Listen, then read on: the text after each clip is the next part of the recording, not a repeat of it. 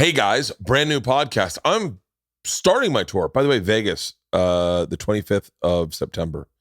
And then we kick it off. Montgomery, Alabama, Augusta, Georgia, West Virginia, North Carolina, Atlanta. I should memorize these dates. Old Bert Kreischer would memorize these dates. Go to bertcast.com, get tickets. I want to thank everyone for coming to Red Rocks. I want to thank every single one of you that bought tickets. I want to thank you from the bottom of my heart. It was the greatest experience of my professional life. It was the coolest fucking thing. We'll have a video up soon on my Instagram. But thank you, thank you, thank you. Thank you to everyone that's bought tickets. Thank you across the board. It means the world to me. And it's if it's not lost on one person, it's not lost on me. I know how hard it is to sell tickets. And I also want to just reach out and say one time, sorry, I'm coughing. Rosebud, our guest today, was smoking a vape. I can't be around vapes. I also have, she asked at the very beginning, can I vape? And I go, yeah, but then I go, it's disgusting. But the thing is, when people vape, it gets in my lungs real quick. Really? It's not even that crazy of a vape either. It's not like one of those big battery ones. But it's not lost on me. So thank you. And for all you guys, I post a lot of promotional videos, probably more promotional videos than other content, but I try to make my promotional videos funny. I try to make them enjoyable. My goal is I don't ever want to leave Augusta, Georgia on October 7th and the next day get an email saying, hey, when are you coming to Augusta, Georgia? Because I want to make sure you reach out, because I know as a fan of Jeff Tweedy's that Jeff Tweedy could post every single day that he's coming to Los Angeles and it would not bother me. I'd simply go, that's right. I don't want to forget that I have those tickets. Because have you ever bought tickets to a show and missed the show and forgot you had tickets to the show? Yeah. I've done that before. Fuck. So that's why I post so aggressively about shows. But Red Rocks was amazing. Was absolutely amazing. We are going to do a thing. Obviously, Norm Macdonald passed today.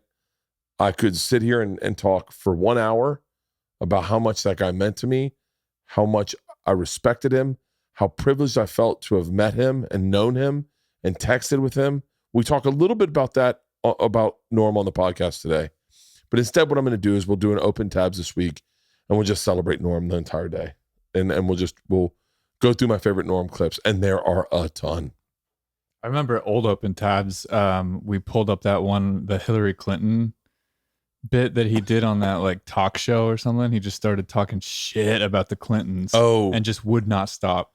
He talks shit about the Clintons aggressively. It was great. He did it one time in the green room with me, Rogan, Burr. Like all of us were in the green room. Everyone was in the green. Joey Diaz. Everyone's in the goddamn green room. And he takes a hit of a vape pen and makes a statement about the Clintons. And we fell out fucking laughing. Norm Macdonald was an absolute legend. And is without a doubt one of my favorite fucking comics. Favorite fucking comics. And we do talk a little bit about that, but we'll go into greater detail. I think it's worth doing an open tabs and celebrating Norm's life because he is that fucking good. By the way, and I'm being very serious, it would have to be a 5-hour open tabs to cover all the great shit he did. What a gangster. Cancer for 9 years doesn't tell a fucking soul. They don't make men like that anymore, right? Like I get cancer, I'm going to go fucking public with it and be like, hey, everybody. I just my instinct. And you can't shame someone for doing that, but it's a badass fucking move. Norm Macdonald. Fucking loved. He was a true comic spirit. We'll do this on an opens tabs. Yeah. I don't want to spend the intro of Rosebud Baker, who's got a brand new special, who's a brilliant comic also. Brand new special called Whiskey Fists on Comedy Central, but streaming on YouTube right now. Link in the description below. Rosebud Baker's Instagram is just like it looks, Rosebud Baker. She's got 49,000 followers right now. See if we can bump her up to 50. Give her a follow. She is a very, very, very cool chick. And she is coming on tour with me, I think, for the DC, New York, Boston run, I think. And hopefully more. I've always been hesitant to invite a woman to live in the bus with us because we're so disgusting. But I think Rosebud might be the right fit. Yeah, definitely. I think so. So, yeah, that's it. Am I forgetting anything? Check out my wife's podcast, Wife of the Party. She is a gangster. We talk positively about you on this podcast, really positively. Mm-hmm.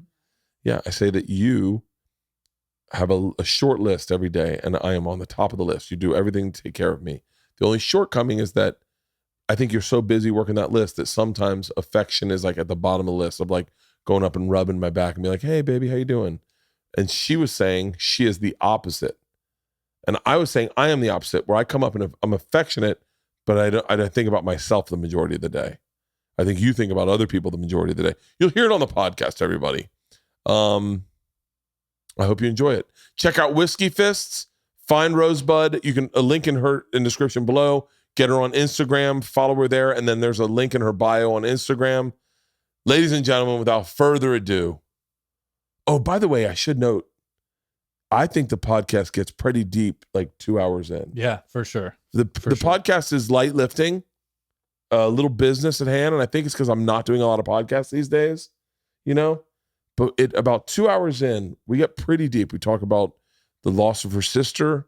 We talk about, it gets really good. The relationship with their family. Yeah. What mourning is like, what finding out you lost a sibling feels like. It was really an intense interview. It's a really great interview. I love Rosebud, and she is absolutely hilarious. So check out her new special, Whiskey Fists, streaming right now on YouTube. Check it out on Comedy Central. Ladies and gentlemen, without further ado, my friend, stand-up comedian, podcaster, check out her podcast, Find Your Beach, Rosebud Baker. Yeah. By the way, I find vaping so disgusting. You and do? I know that you were trying to quit vaping during the pandemic because of COVID. Yeah. And you don't look like a vapor. Is it because you gave up alcohol? No, I just don't want to keep doing this. I do. It's disgusting. You're right. It's disgusting. But it's so like it. Can I tell you honestly, when I see someone vape, I just go, I was watching this guy sitting outside the Denver airport. We just flew back from Denver. Yeah. And he was just sitting there, and I was like, God, what a cool looking dude. And then he hits this he hits like a cell phone in his hand, and then this billow of smoke comes out. And I'm like, bro, you should be smoking a cigarette. Did you smoke cigarettes before? Yeah. Why did you? Is no, vaping but healthier? here's the worst part. I'm just checking to make sure I don't have a like egg McMuffin in my teeth. You look okay, fine. I'm fine. No, I smoked for 7 years. I quit for 3. Totally quit. Yeah. Never touched a cigarette.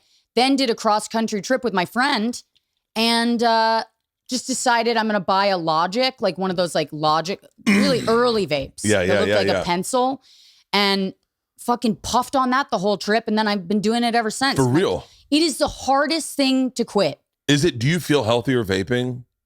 No. I mean, I never cigarettes? feel fully healthy. Like my adrenals, I live in a way where like my adrenals are constantly just getting fucking blasted. Yeah. I don't, I never rest. I never like stop. So I don't ever feel in top form, you know? Really? Yeah. So funny. I was thinking about you today. Mm-hmm. I was hungover from last night, debating whether or not I was going to drink tonight. And I thought, I wish I had Rosebud's energy. Because I always think that about you. No, I was thinking, I was like, she doesn't drink. All she does is vape. She probably gets great night's sleeps.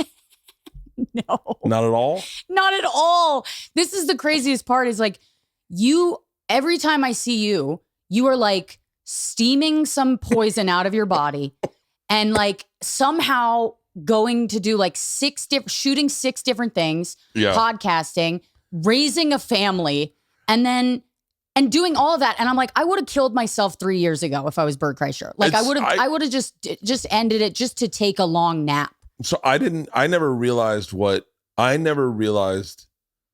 have anxiety. And so I think that if I'm not moving, I'm like a shark. If I'm not moving, then I start getting very depressed. Like, the other day we flew back from Denver.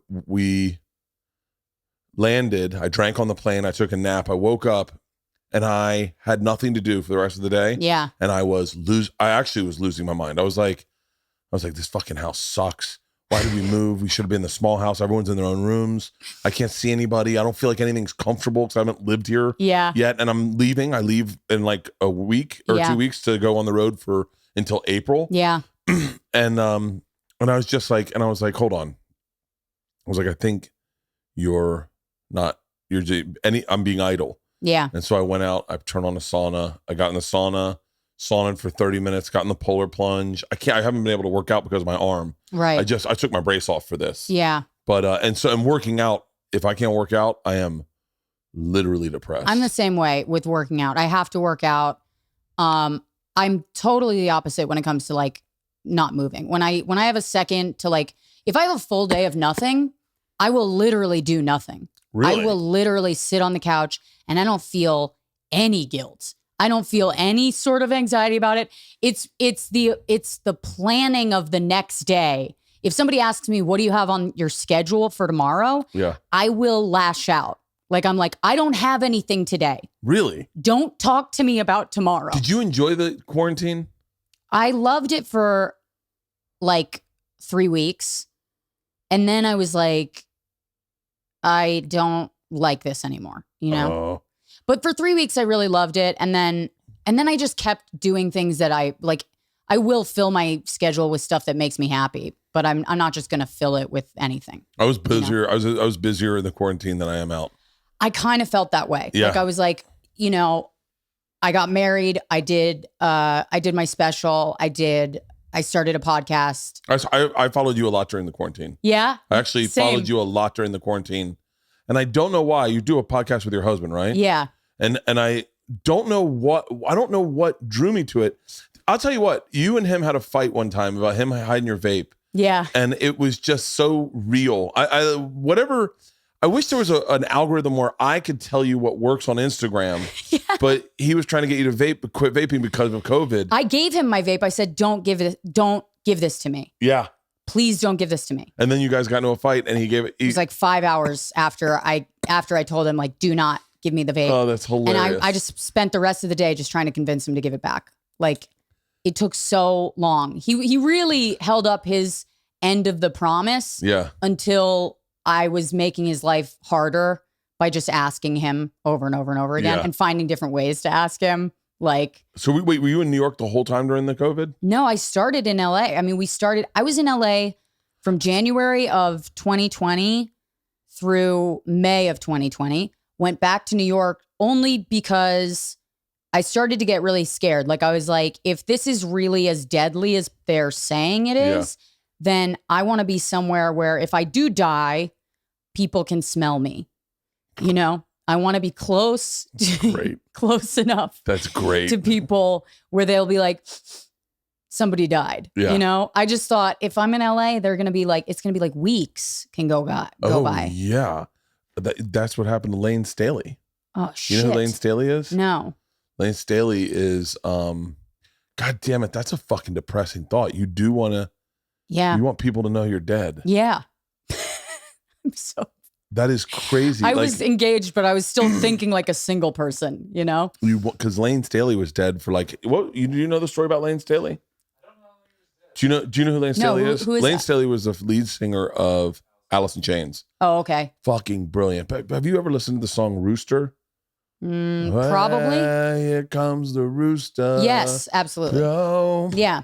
I know he ain't gonna die. Well, that song was written by the guitarist for his dad. His dad was in Vietnam, and his dad's nickname in Vietnam was the Rooster. Okay. I guess because he was up early every morning. All right, sweet. And but Lane Staley is the lead singer. Lane Staley was addicted to heroin.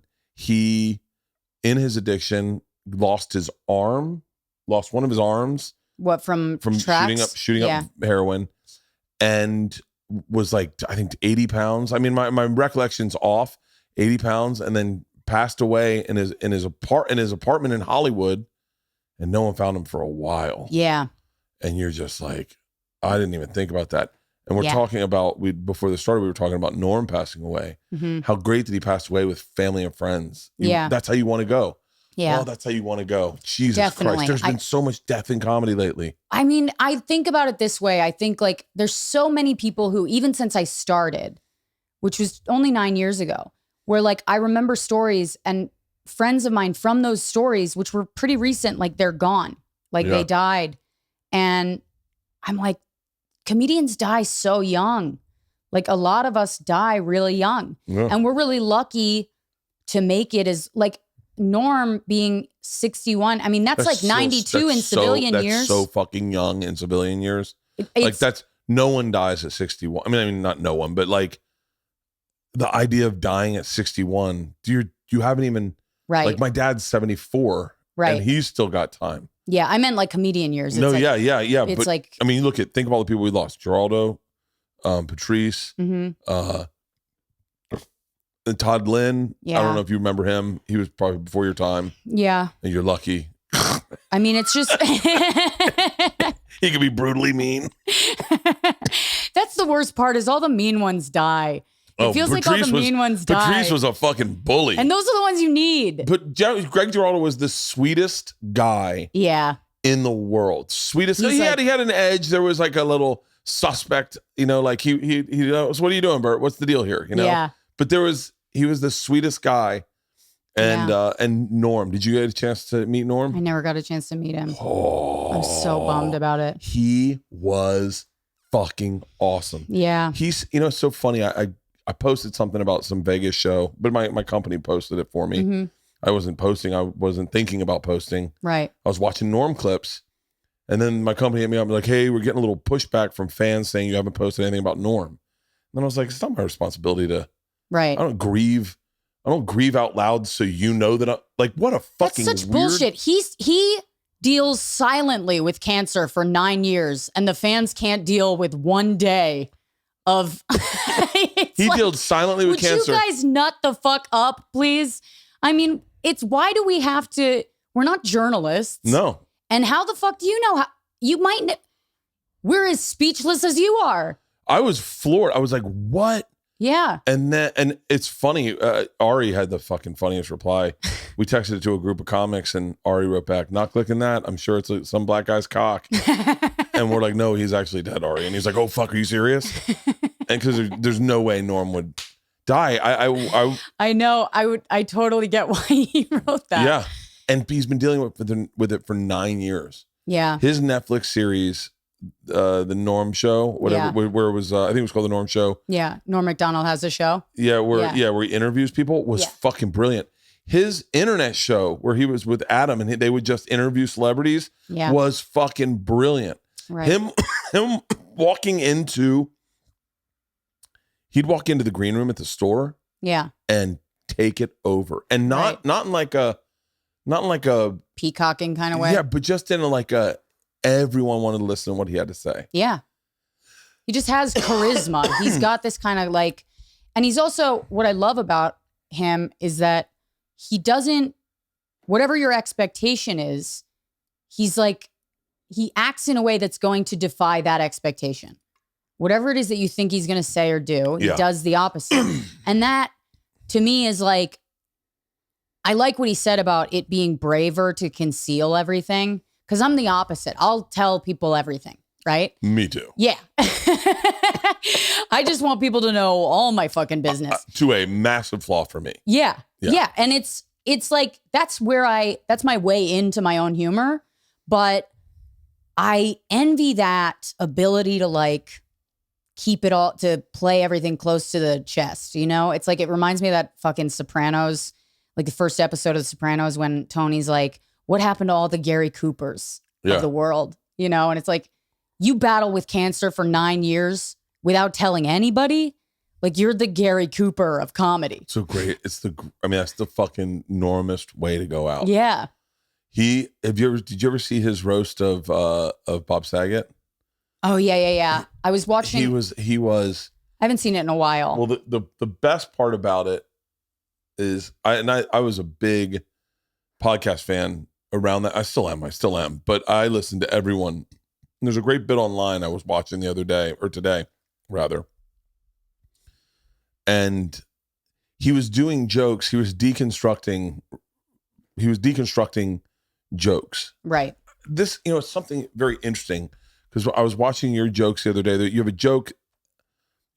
I forget what the joke is. One of the ones you posted online, and Right. I was like, fuck, man, I wish I had that premise. I would never have let go of that. I would have just chunked that up. I was like, Yeah. she bailed out too quick. For me, I'm like, I would have done. That would have been a 12-minute bit. Which joke was it? I don't know which. I should go see which ones you posted. Was it the suicide one? I don't know. There's one that I posted about wanting to that I called a suicide hotline, and like they said that suicide's a permanent solution to a temporary problem. Yeah. And I was like, that's what I'm looking for. Was that the bit? No, that's not the bit. No. I just typed in Norm. It's totally understandable. But Norm You're gonna get a much better joke if you search for that. Norm changed the way I wrote.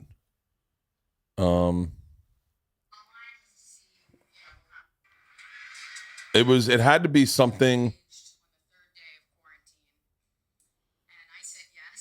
I think I don't know which joke it was, but it had to be one of you interacting with somebody, because it might have been you calling the suicide hotline. Mm-hmm. Because anytime I have an interaction, that is how I do material, and I chunk it up. So I was watching Norm, and I was saying, and so my instinct is always what I do, and then I look at other people and I go, oh yeah, sometimes the right move is to get in and out of a joke. Like when I watched your thing, I was like, oh, she left way so much meat on the bones. And then I was like, oh no, I bet she wrote that and then was like, all that shit's just extra meat. Let me just tell you the joke. Yeah. And sometimes that's the best way to approach it. So I was watching Norm when I did my last special.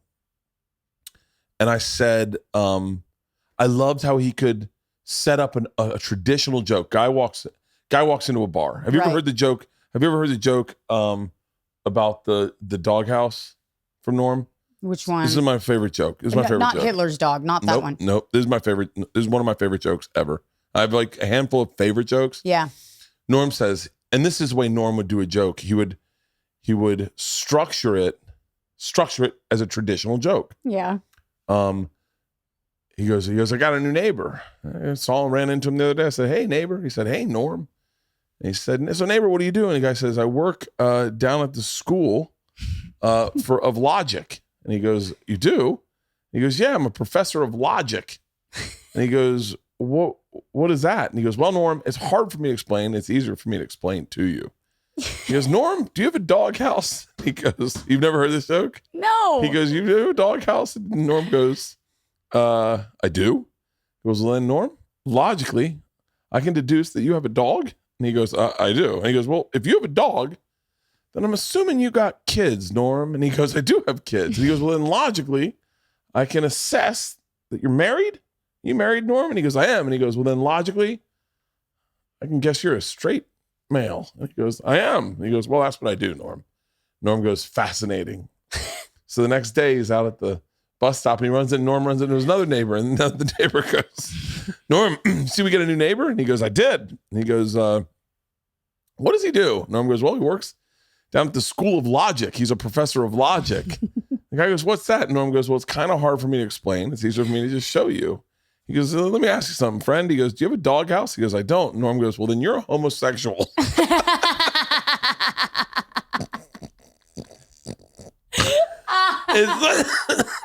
So, oh my God. So I fell in love with that joke, and I fell in love with it so hard that I vowed to write. Like at first, I talked to Stanhope, and Stanhope was saying that he wanted to write. He was trying to write knock jokes. He's like, we should be able to write those, right? Right. Like we're funny. We're probably funnier than those guys. Yeah. And so I said, I want to write guy walks into a bar joke. Mm-hmm. Like I want to do a Norm joke. A guy who meets his new neighbor, but it's me. I'm going to tell it the way I tell a joke, but I want a guy walks into a bar. And I had an interaction at Starbucks that was that. I walked into Starbucks 3 times, right? First time, second time, third time. And I just structured it that way, as in a guy walks into a bar. And I was so fucking proud of that joke. Yeah. But that's the beauty of what Norm did. And in this roast, he deconstructed roast jokes. Yeah. He said, Susie Essman's here. They say she's a vegetarian. I don't know. I think she's full of baloney. So like they weren't mean jokes. They were roast jokes, but they weren't very technically mean. And so he'd go, Bob Saget, let me tell you something. If you ever walk in to use a restroom and it says gentlemen, well, you can walk in there still. Like it was just like they say Cloris Leachman's over the hill. Not in the car I saw her driving in. She wasn't over the hill at all. You're just like it's like and Artie Lang said, so the next day Stern kind of trashed Norm and said Norm bombed on the Bob Saget roast. Mm-hmm. And and Artie Lang said, no, that was the bravest thing he could have done. And Stern was like, brave? And he goes, yeah, because idiots like you were going to think he bombed. Right. He didn't bomb. He killed for us. Yeah. And it was like all his jokes were like that. And then even Jim Norton comes out and he goes, Norm, watching you do stand-up is like watching Henry Fonda pick blueberries. And Norm had never seen On Golden Pond. And he goes, why? I think everyone would like to see Henry Fonda pick blueberries, right? Because he didn't get it. He was the fucking greatest. Yeah, he's just like, he was just so, he was kind of a shit eater, you know? Yeah. Oh, like I like that. I like the willingness to just eat shit a little bit. And it's not when I say that, if you're doing it on purpose, it's not the same thing, you know? Yeah. I remember one of the jokes that I couldn't tell it like word for word, so I won't try. But there's a joke in Hitler's Dog where he says, he does this whole act out and he goes, the punchline is, can you put into the contract that I'm sad? And it's like that line alone as a performer is one of the funniest lines I've ever heard. Can you put into the contract that I'm sad? It just made me like, it's so funny. He's so good. He did the ESPN ESPYs. Yeah. And he said Charles Woodson, I think, won the Heisman Trophy award. And he goes, Charles Woodson, congratulations on winning the Heisman Trophy Award. You know, no one can take that away from you. Unless, of course, you murder your ex-wife and a waiter. And you're just like when the guy tried to fire him, when the guy fired him from that ran NBC. When he came back to SNL? No, the guy, he got fired from SNL, right? Right, but he came back to host later. He came back to host. Yeah. But the guy that fired him said, Norm, you're not funny. And Norm said, yeah, and you think OJ didn't kill his wife, so I'm not listening to you. Yeah. I love it. And then when he comes back, I was watching the speech earlier today. He was like, he's on SNL hosting and he's like, how did I go from being not funny enough to enter the building to funny enough to host the show? And he goes, the truth is, I didn't get funnier. The show is just not funny. And people are booing. You hear audible boos. Yeah. And he's like, well, we got a bad show for you guys tonight. And he's like, he had so many fucking jokes. I'm dedicating one of my Open Tabs episodes to just Norm jokes. Yeah. He goes, they say orange is the new black. Not in my building. Freddie's the new black. He has so last thing I'll say about Norm, but I had never met him. I was a huge fucking fan. Yeah. I'd never met him. And then he got in trouble with Netflix. He had the thing and I don't even remember what he said. I really don't remember. Oh, he said that he supported Louis and then he got in trouble. Right. Yeah. That was it was like people were attacking him for, having nuanced perspective. Yeah. And he had tweeted me a couple times. Mm-hmm. Him and Artie had tweeted me for like weird things. I don't know. And I had met him. I had met him. I think I'd already met him. Yeah. And then I went out in support of him and I put out a tweet saying, Norm Macdonald's the funniest guy. I don't know what I said, but yeah. And then he DM'd me and he said, something very sweet and said like this. And then I said, thanks, Norm. And then he just wrote back and I texted Rogan and Segura and Ari and I was like, dude, check out the text I just got from Norm Macdonald. Yeah. And they're like, holy shit, like you fucking know Norm? And I was like, yeah. As soon as I said, yeah, I get a text from Norm. I hope I get to meet you one day. And I go, God damn it. So then I show it to them. So then the next text I send him is, hey man, we're doing a show for St. Patty's Day. For my special was airing on St. Patty's Day. And I was doing a huge multimedia event at the store to promote my special. And stay-at-home orders kicked in on like the 15th or the 13th. Yeah. So the morning of this that no one's leaving the house on the 17th. Right. Which turned out to be better for my special than anything I could have done. Right. And Norm texts me the morning of the 17th. He goes, I'm at the store ready to drink. Where are you? And I just wrote back, it's not happening. He goes, for real? Are you listening to those stay-at-home orders? He was the absolute. It's funny when you think about, like, when I think about you, it's so hard sometimes to wrap your head around the different types of people that get into stand-up. Like, what got you into stand-up? Like, I know me, but like, here's the thing. Mine's a cheat code because I was written up in Rolling Stone magazine, Oliver Stone Option the Rest of My Life. I moved out to New York. And then I was like, I want to do stand-up. I said it in the magazine, I want to do stand-up. And then I got into stand-up. And then I had like a huge wave behind me of like reasons I should do stand-up. Yeah. What got you into stand-up? I also had a huge wave of reasons to get into stand-up, but none of them were good. You know what I mean? It was all, things weren't going the way I planned. Really? So I think there's, okay, so you had a wave of support. Yeah. I had a wave of a total loss of pride, And I just thought, well, what is there to lose by trying this thing?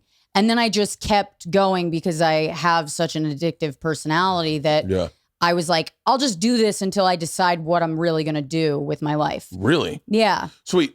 You grew up in Virginia? I grew up in Virginia, yeah. And outside DC. Outside DC. Was your dad a politician or something? My granddad was. My granddad was Secretary of State under George Bush Sr. George Bush Sr.? Yeah. Hold on. I wonder if I guarantee you my uncle knows your granddad. Probably. Sweet. Jim Baker. I don't know anything about politics. Yeah. I mean, neither do I. People are like, is it the Baker Act when you get put in jail because you're crazy? Because there's a thing in Florida called the Baker Act. To be honest, I wouldn't know the answer to that. Like when people, if I go like, do you know who my granddad is? I'm genuinely asking. Like I don't, like I really want to know. You know what I mean? It's not like, it's one of those things that I've talked about on stage because it's a unique part of my life. But when things are, I'm not like close with my family. I'm not that close with them. I've been sort of forced into closeness with them through my husband, who like family really matters to him. And I got married because I wanted to start a new family. Yeah. And not do the family that I was born into. Really? But my husband is like a very family oriented guy, and he wants to be involved, and he wants to know everybody, and he wants to like have dinner together and go camping and all this shit. And I'm like, okay, well, I picked a guy who's like, this is the lesson, I guess, that I'm going to get from this. And it's been really valuable to me because that's interesting. My whole identity, I really wanted to get as far away from my family as possible. Like really? I didn't really want to I didn't fuck with them like that. Really? Yeah. Big family? Big family. I have 4 sisters. Oh my God. Yeah. 4 younger sisters. Oh my God. For real? Mm-hmm. Oh, wow. Yeah. It was like, we had like a big Suburban that said 6 chicks on the license plate. Everybody knew us as the Baker girls. Everyone knew the family as like the Baker girls, and everybody knew our business. I always wanted that. Yeah. I always wanted that in life. And it's so funny. It's chaos. It's chaos. Really. It's funny what you think you want or what your parents want isn't the thing the child wants. Yeah. I don't even know if it's what my parents wanted, really. Like, I know it's what my dad wanted. I'm not sure. I mean, I know my mom loved being pregnant, and I know that she doesn't regret having as many children as she did, but she was a painter and an artist, and she gave all of that up to like raise her kids. Yeah. And I think as one of the only people in my family that was like, well, at the time, the only like creative kid, I was like, that sucks. Like that bums me out. My mom, same thing with my mom. My mom was a singer, singer-songwriter in Philly during like the time when, the hippies were coming in, and that's what she wanted to do. And her dad was like, "No, you're not going to. You're going to get married. You're going to go to college." And that was, and I think in that days, and I bet your mom's probably, how old's your mom? Do you know? 60 something. Yeah. Your mom probably just didn't have a lot of opportunities being artists back then. Yeah. And she had her own business when she and my dad got married. She was like doing murals. Was your dad in politics? Like places in New York. My dad was a lawyer. He wanted to be an environmental lawyer. And then my mom started having more kids and he was like, "Oh, I'm going into corporate law," which if he had stayed in environmental law, I think at this point, there's tons of money in environmental law. Yeah, not But at the time, it was like, that's like granola shit. Nobody wants any part of that. So what kind of, because what kind of high school kid were you? I was like a stoner, Really? Yeah. I smoked a lot of weed. I was like, apathy was cool. I spent 9/11 in an abandoned house smoking weed. I had no idea what the fuck was going on. I was like, I started off high school. My parents told me I needed to do a sport. I did not play sports. I was like, okay, I'll be a cheerleader. I did that for about a year. Yeah. Not even. I did it for like one semester. I got benched for making a joke.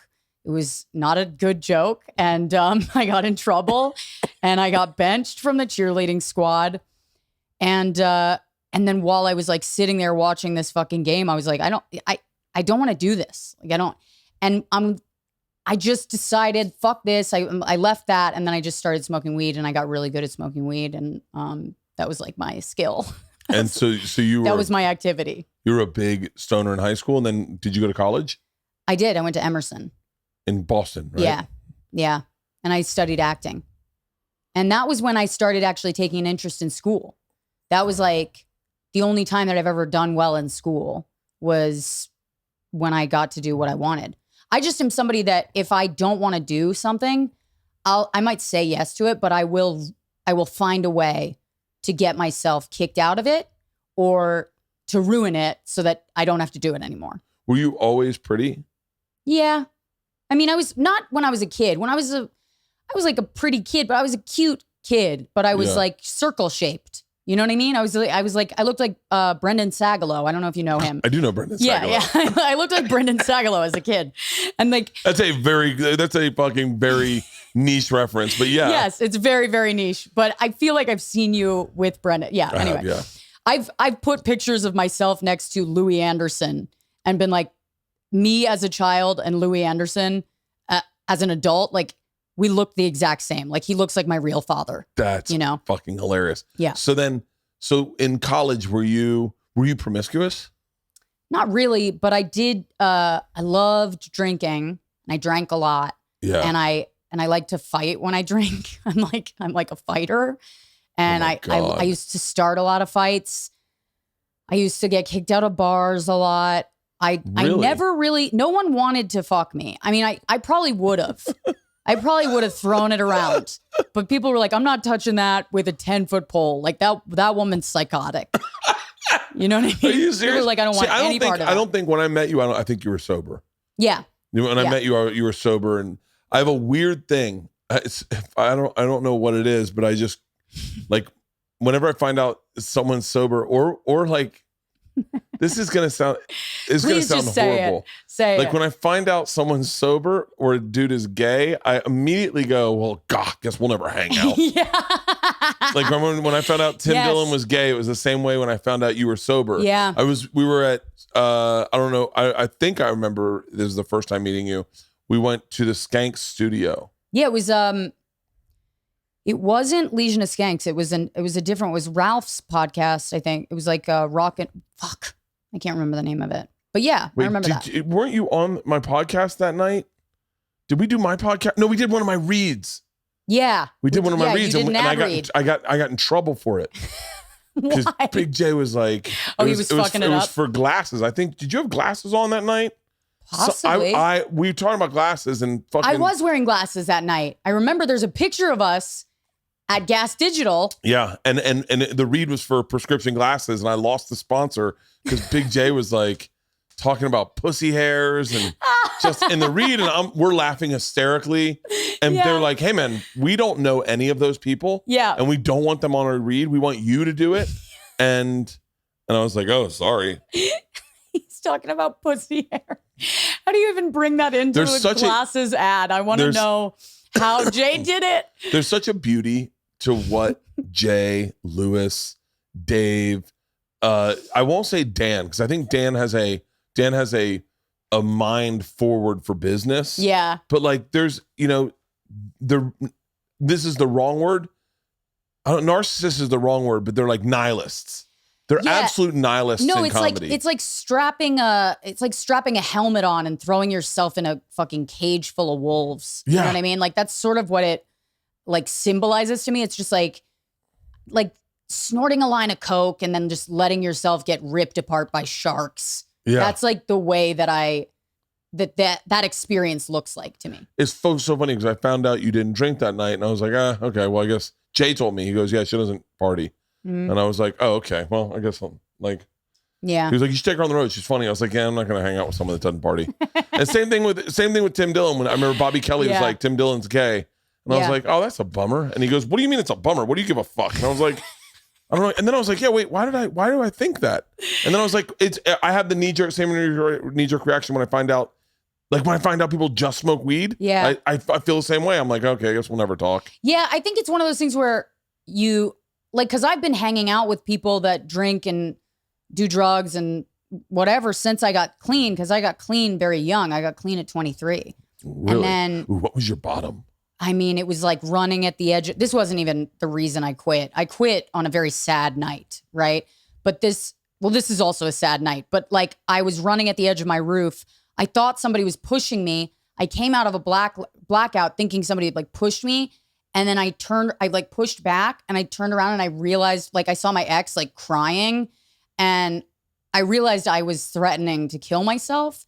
Oh my God. And then, like looking at him and being like, what are you fucking crying for? Like, I remember just like never letting it settle that like you almost lost your fucking life. Yeah. Like instead just being like, I was drunk. You're overreacting. Like it was like crazy. And that wasn't even the time that I was like, oh, maybe I should stop. Really? No, it was always like that. Like I started the night wanting to have fun. And then at the end of the night, somebody was crying. And it was like, I fucked up the night. I fucked it up and everyone's mad at me. And like, I remember one time I ran into a friend. I asked him where my boyfriend was. He said he didn't know. I assumed he was lying and I just punched him in the face. Like, like. By the way, you're the kind of chick everyone falls in love with. It's psychotic. That fucking energy is so much fucking fun to be around at times. It's like you're the psychotic. kind of chick everyone fell in love with one summer and was like, I gotta get the fuck away from her. Yeah. No, when I like went into the program, like did like. You went into the program? I did. Yeah. And then I had to make my amends, right? I had to like apologize to people and my sponsor like saw the list of shit that I'd done and was like, you can't reach out to these people ever. Like, that's your apology. Really? She was like, you can't talk to these people ever again. Oh, fuck. So you didn't have to go through your apologies? No, I wanted to. I wanted the redemptive moment of like, look how good I'm doing. Yeah. And she was like, you don't get to do that. You know what's interesting? I've said this before, but I've never said it eloquently. But when you are the type of horse that I am and you run the kind of race I run on a nightly basis, well, then ultimately, you're going to get a lot of horses that get put out to pasture. Right. Like, ultimately, not every horse that runs as fast as I do can do it responsibly and have successful life. Yeah. And maintain somewhat of a health. Like, I work out every day. Yeah. I steam my sauna. I have 3 podcasts. I have a cooking show. I just did a movie. I have a tour. This is my 3rd theater tour. I created my own, but I run at a very fast clip. Right.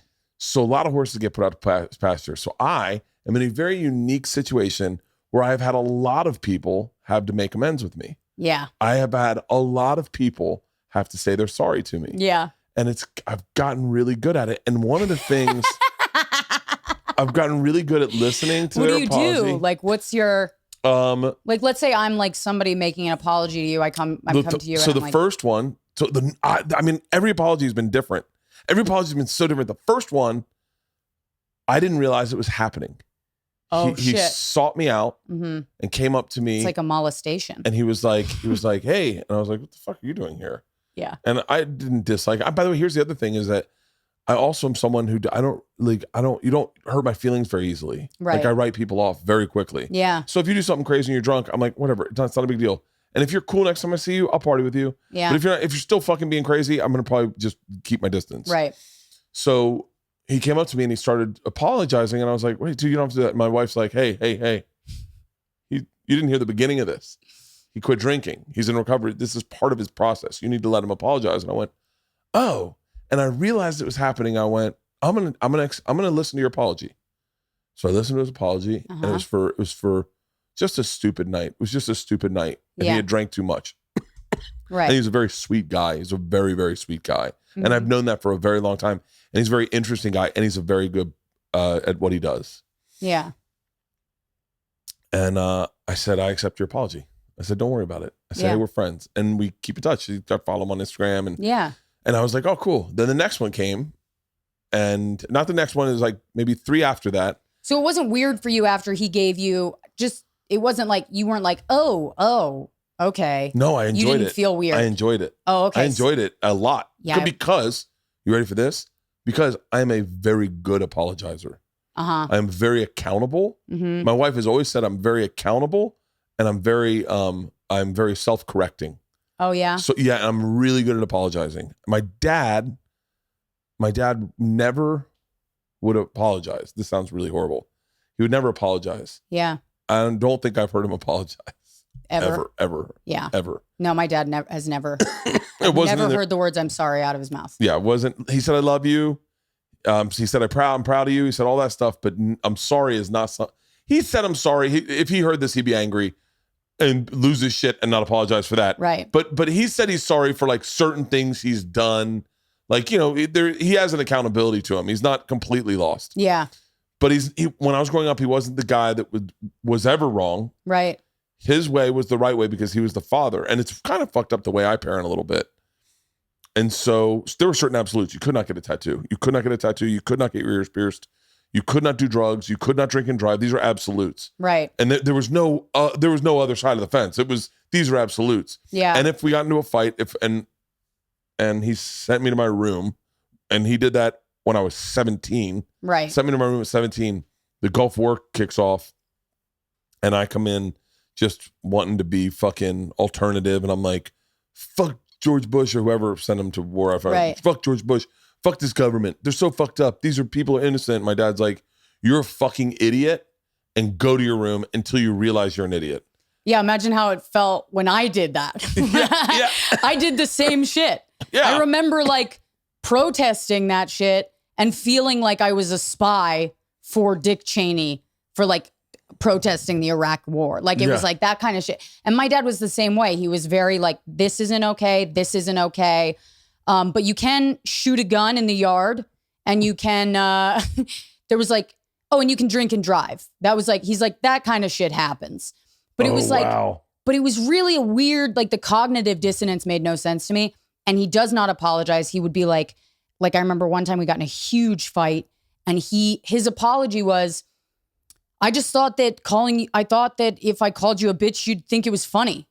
And I was like, that was his apology. Yeah. That was like the end of it. And I was like, I mean, it is kind of funny when you say it like that. But yeah. at the end of the day, funny. I think your tone was off. Yeah. At the end of the day, now it's full circle. Yeah. It's pretty funny. So I'm really good at so I had to learn from a young age that I was the one that was going to apologize. Yeah. I had to figure out why I was wrong. It was one of the best things he could have ever done for me, because I'm really accountable and I'm very self-correcting. And so I would come down and apologize to my dad, and I'd have to say why I was wrong and what I did wrong. And then he would probably say, I'm sorry after that. Maybe I don't remember, because all that you remember is having to do that. So I really kind of enjoy getting apologized. And Leanne won't apologize. She will not apologize. Right. She cannot say, I'm sorry. I'm sorry. Is that what you need to hear? And you're like, that's not an apology. Right. She's like, oh, I'm sorry. And like, no, when you say it like that, that's not real. Yeah, now you just hit me with a bat. I'm sorry I hurt your feelings. And I'm sorry your feelings got hurt. And I'm like, no, hold on. That's you're wording it wrong. Yeah. She's like, I'm sorry you misunderstood what I was saying. And I'm like, you're like, Jesus Christ almighty. Yeah. And so all the apologies I've accepted, except for one. Which one was that? I'll tell you his name. You'll tell me his name? Yeah, I'll tell you his name, but you got to bleep it out, Halston. Oh, I hate that motherfucker. I do. I've had one interaction with that motherfucker. He can suck me. Yeah. Honestly, he's a piece of shit. Yeah. Sorry. And I chose. Sorry, I shouldn't have said all that. No, you can. And I chose not to accept his apology. That's very gracious. Because I didn't find it to be genuine, and I didn't, and it wasn't. It genuinely wasn't. No, I don't think it was. It wasn't, and I know that because of past interactions beyond that, but beyond that apology have been actually worse than the stuff he did before. And I just was like, I'm cool. Yeah, I'm cool.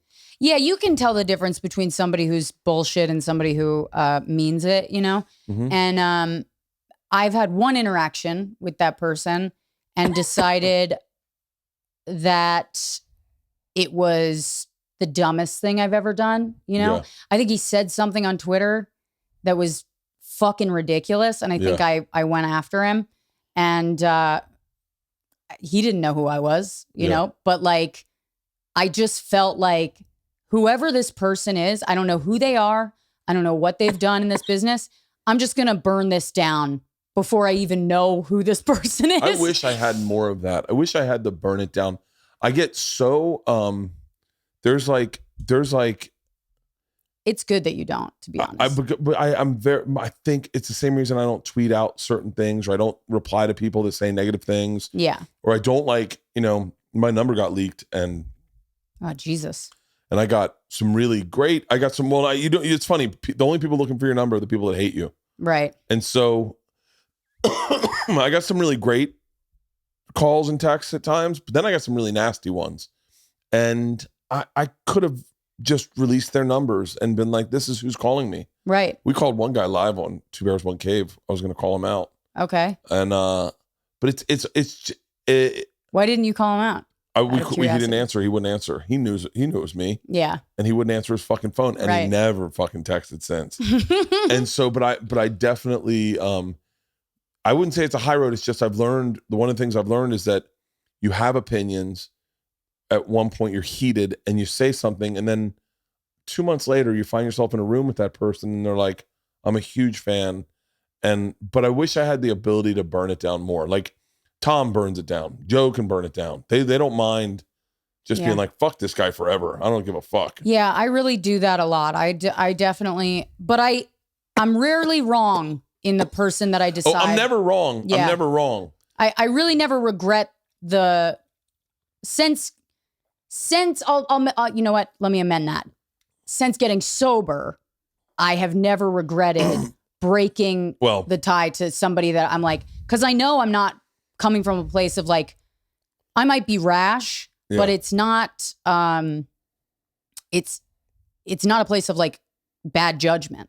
Like I know what kind of people I want around, and that person, I was just like, fuck that person. You know what I mean? Yes. I don't even know why, but fuck that person. What's interesting to me is because you're sober, your insights can be a little clearer. I think because I drink, and sometimes that'll make me a little emotional. Uh-huh. I go, don't trust your emotions, Bert. Just ride the fence. Because there's times where I'm drunk and I want to tweet things out, and then all of a sudden I'm like, maybe we'll hold off. Like, that's so amazing to me that you're able to do that, though. I'm like, I took Twitter off my phone. Oh, good. I took it off my phone, so I have to go on Safari on my phone and log on in Twitter, and it's not very easy to use. Yeah. So I just never. So if you're drunk, it's just like it fucks with your motor skills are working against you. So you get it saves you. Oh my God. You have no idea how many times I have even jokes. And I think it's also the older you get, you realize how people perceive you. Mm-hmm. And anything I've ever done mean, it never comes out. Like anything that even has a hint of mean, it never comes out right. Like I had this great fucking little rant about celebrities going to rehab and whatnot. Yeah. And it made us all laugh in the car. Yeah. And me, Mark Norman, Dave Williamson, and Mark's like, you got to try that on stage. So I tried it and people were just like, oh, Jesus, sounds like you don't love your wife. And I was like, no, but she's 51. Who's fucking at 51? Like I remember, like there should be an award for 51 is a tough pill to swallow. Yeah. Like you're like, because I'm not 51, I'm 48. So you're like, you're fucking someone 3 years. I said she was 52 in a read earlier, but yeah. And so I had a joke about her. I had a joke that like, my wife is, and these are like, they come off just mean spirited, I guess, or people don't see me that way. Like I was trying to say, my wife is like a classic car. Yeah. That I paid for in cash. And like, but I was like, maybe not a classic car, maybe just like a solid 1991 Mercedes. Like, it's good. It's dependable. Yeah. It gets you from point A to point B. Right. You're not going to get stranded with it, but it doesn't turn in the eyes of valet. Right. And everyone was like, oh, all the women were like, what the fuck? And I was like, I'm just trying to write a fucking joke. It's funny. That's funny. I mean, I think that's fucking hysterical, but I get what you're saying. Cause if I say anything that's like I was on Tiger Belly and I was like saying to Bobby and Kalila, I was like, I really thank you so much for having me on. I really like you guys. And they both just went, ugh. Like they for real went, oh yeah.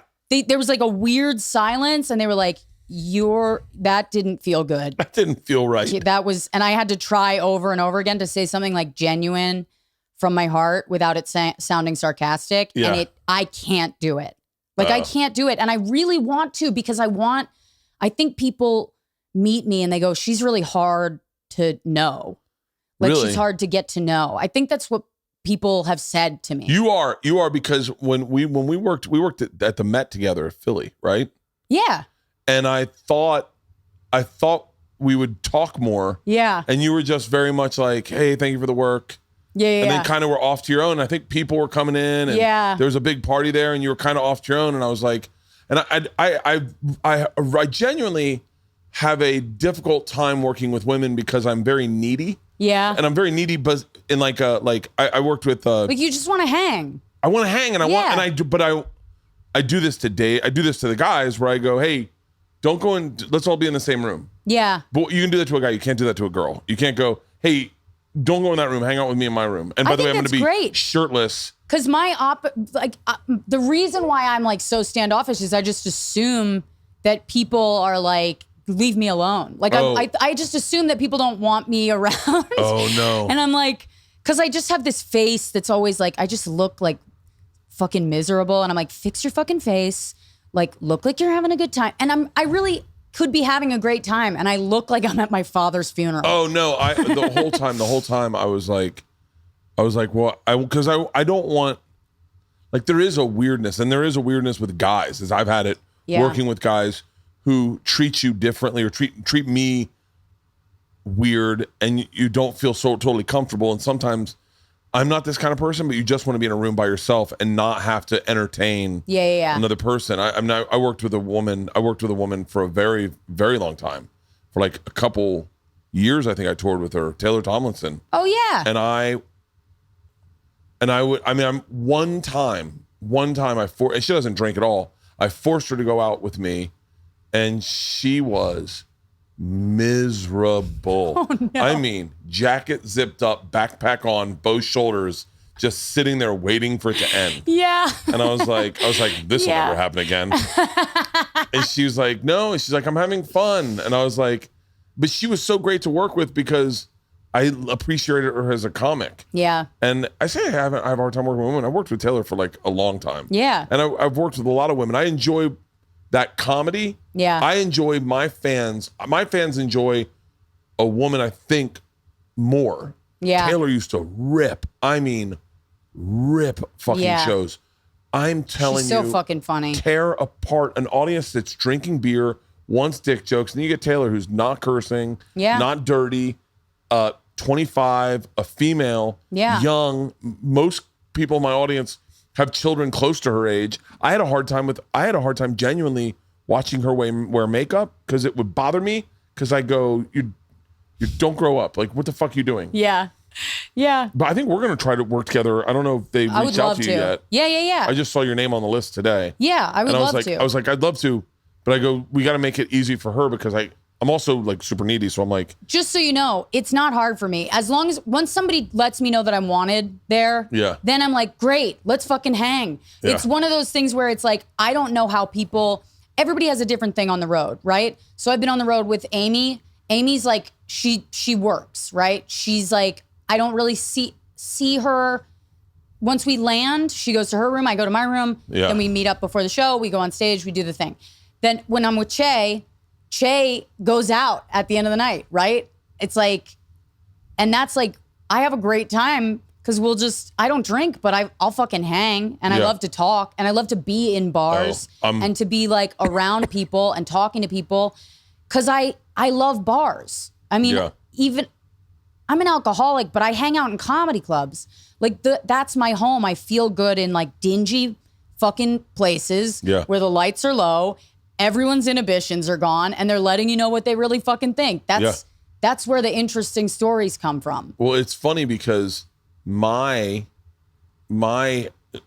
post-show ritual, well, it's kind of complicated because we were literally talking about you today, and I was like, well, because I like everyone being on the bus. Yeah. Because I'm very nervous about COVID. Yeah. And so I like to maintain a bubble. Yeah. Where we get on the bus, we hang on the bus, we don't go out to bars, we don't go out and try to get COVID. That's how you get it. Right. You know, it was never like that. It used to be like fucking show ends, I'd say, all right, I'm going to this bar.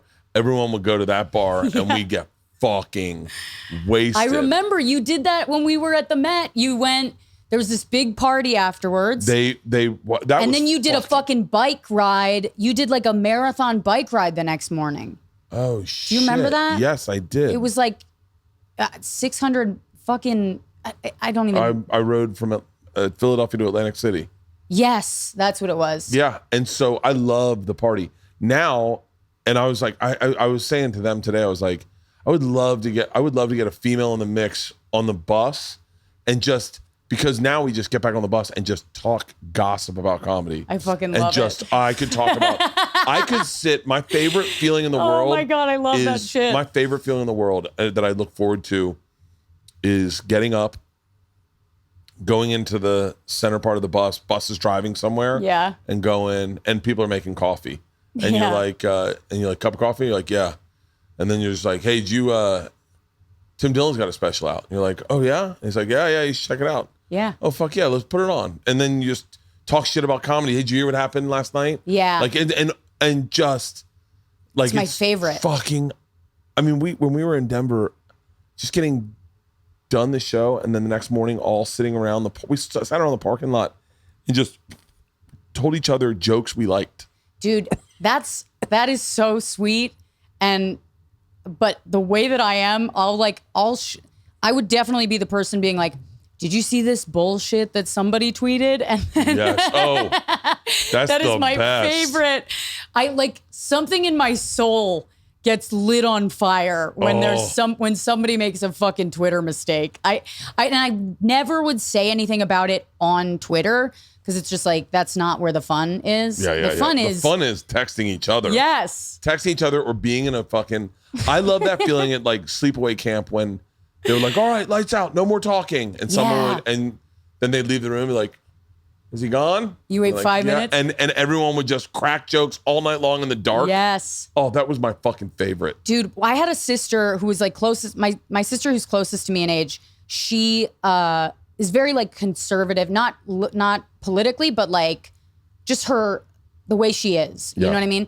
So when it was time for bed, she would go to bed. And when it was time to do this, she would do this. And like, she was very like by the book. And I used to love trying to keep her awake all night. Oh. Like that was my favorite thing is like my mom would turn out the lights, she would leave and I'd be like, let's party, you know? Oh, yeah. And I would just entertain her as long as I could until she was falling asleep in the middle of what the fuck I was saying. Oh, you know? That's fucking great. I would give her shit to do. I'd be like, oh, you want to see this impression you want to see me be a lizard? And like just anything so that the party didn't have to end. You know, I love the party staying ending up. is it's like my that's why I don't want to die. Yeah. So I don't want the party to end. Yeah. I don't want the party to end. I'm hoping they figure out eternity, like eternal life before I die. They will. I'm hoping. Oh yeah, they're gonna have like micro robots that like keep us alive, and we're just gonna be like Weekend at Bernie's. I would love that. I would love that so much. Yeah, it's funny. The stuff I love about comedy I didn't know is what I'd love when I got into it. Yeah. I love specials. I love watching specials. Me too. I love dissecting why I like a special. Mm-hmm. Like I love working on a special. Like I'm getting ready to do a new special. Yeah. And I love the build up, and then I love committing myself to it. Where I go, all right, I'm on the road every day in October. I'm going to do stand up every night in October, 2 shows a night. Mm-hmm. I'm going to do every night in October. I'll take a couple nights off, but I'm going to go to Austin, do stand up there.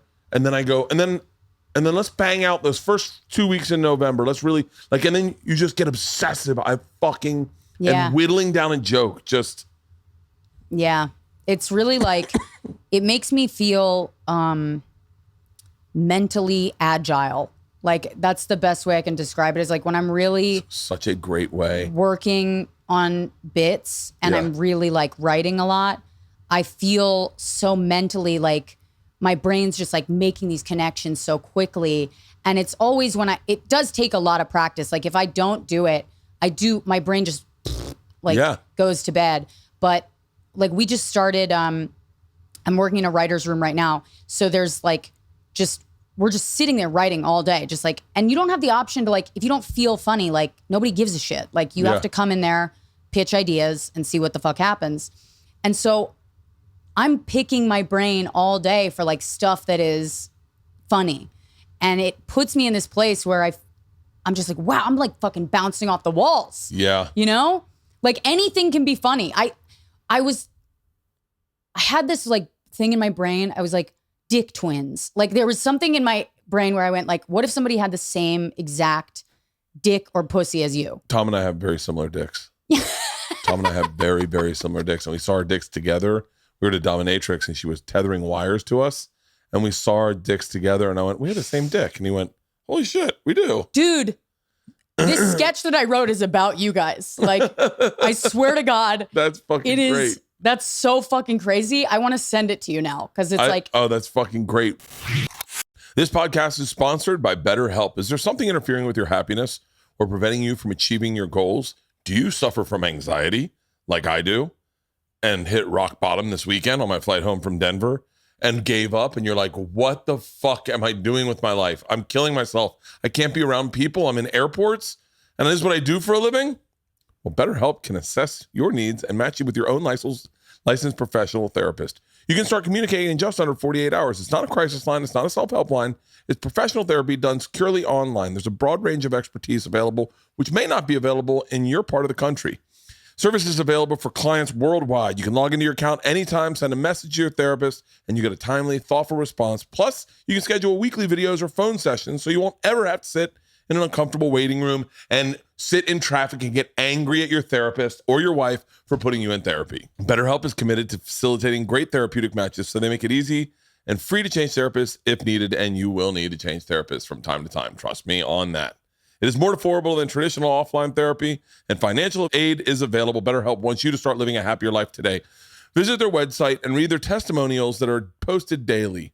Visit betterhelp.com/Bert. That's better HELP, and join the over 2 million people who have taken charge of their mental health with the help of an experienced professional. In fact, so many people have been using BetterHelp that they're recruiting additional therapists in all 50 states. Special offer for Bertcast listeners. Get 10% off your first month at betterhelp.com/Bert. There is a specialist for just about everything, right? When my car breaks down, I go to a mechanic. Yeah.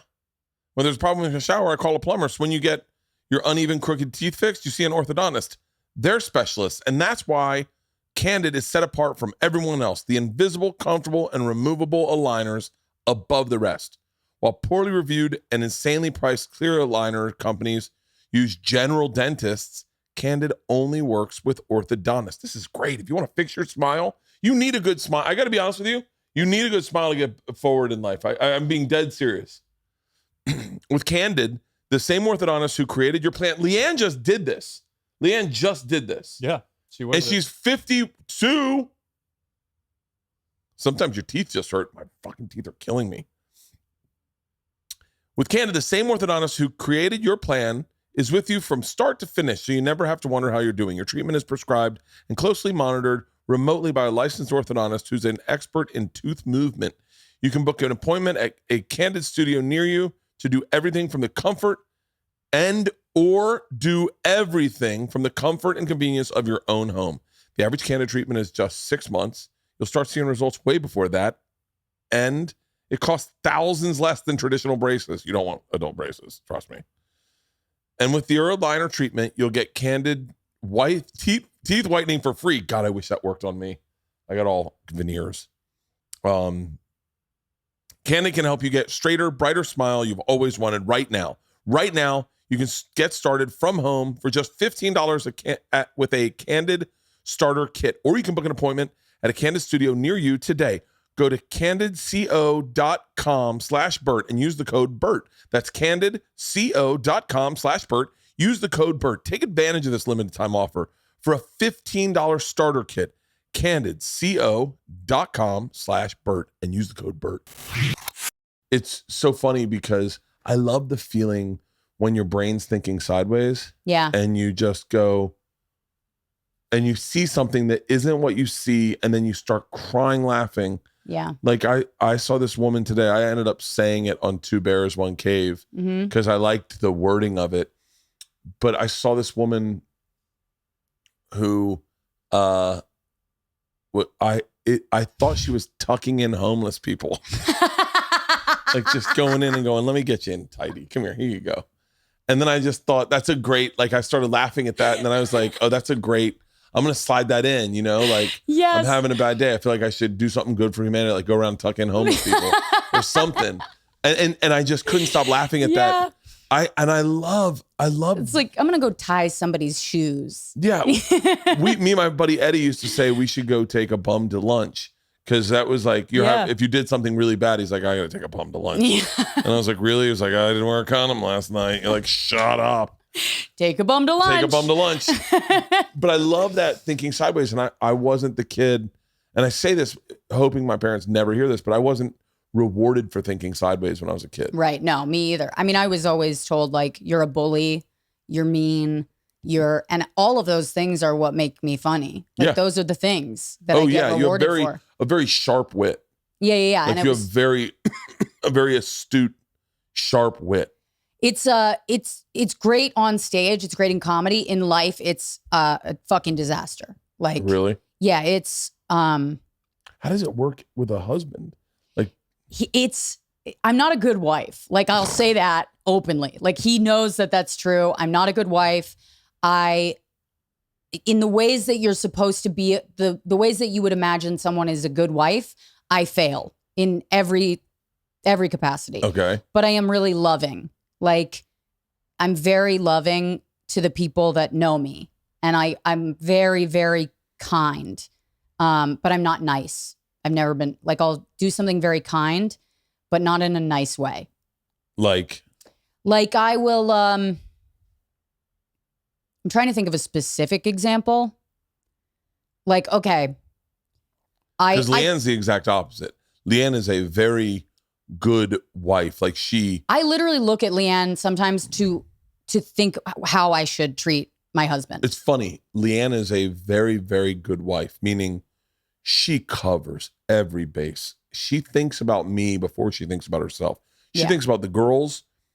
She hits it out of the fucking park. Yeah. However, she's not very like, there's a nurture side to her where she doesn't touch me very often. Mm-hmm. Like she's not someone who just comes up and starts scratching my back. Yeah. She's almost like, I got a list of shit I'm going to do. You're on that list. I'm covering all your fucking bases. Yeah. And I'm the exact opposite where I think of myself first. Yeah. I always think of myself first, but I'm the person that comes up behind her and will grab her and give her a hug and tell her I'm so lucky. I always say, you're so lucky I love you this much. Like I've never had anyone love me as much as I love you. Yeah. Because I fucking adore that woman. But yeah. she's like, Yeah, I think it's kind of similar with me and my husband. Like Andy will show up for me. Like he's always aware of like what we have planned for the day. He's always making sure that we have things like that everything's like organized and things are running like really like smoothly. With the podcast, he handles all of the organizational shit. I am like, I will like sit with him and listen to him and ask him when something's wrong and he's not really like processing it. I notice before he will. yeah. And I'll sit down and be like, what's going on? Like something's up, you know?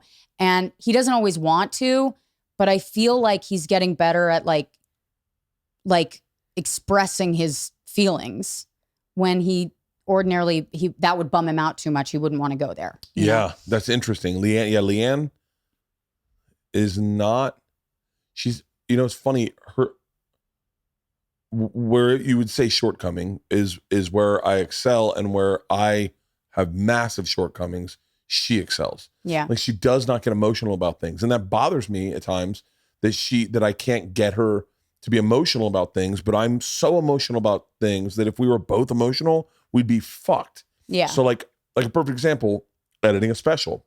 Yeah.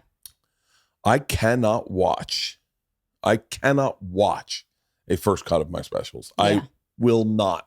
Yeah.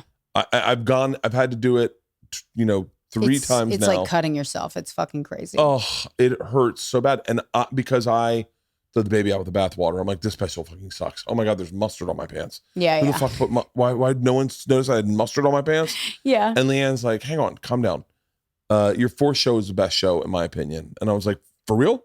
She was like, yeah, what show is this? And they're like, oh, this is show 2. Yeah. She goes, no. Go to that second night was better. I think the 3rd show is the number 1. Let's do this. Let's start with the 3rd show. Let's see it. And then she just goes, all right, like real unemotional. All right, you're talking too much. Cut all that shit out. Just no one gives a fuck where you are. Say it. Right. And I'll be like, yeah, you're right. And then I'll be like, and then what she says is very detached. Yeah. And then I can go, oh, I know what you're saying and you're right. This is what you want to do. Yeah. Like there was one show in Cleveland where for some reason I had to say something to warm them up. Mm-hmm.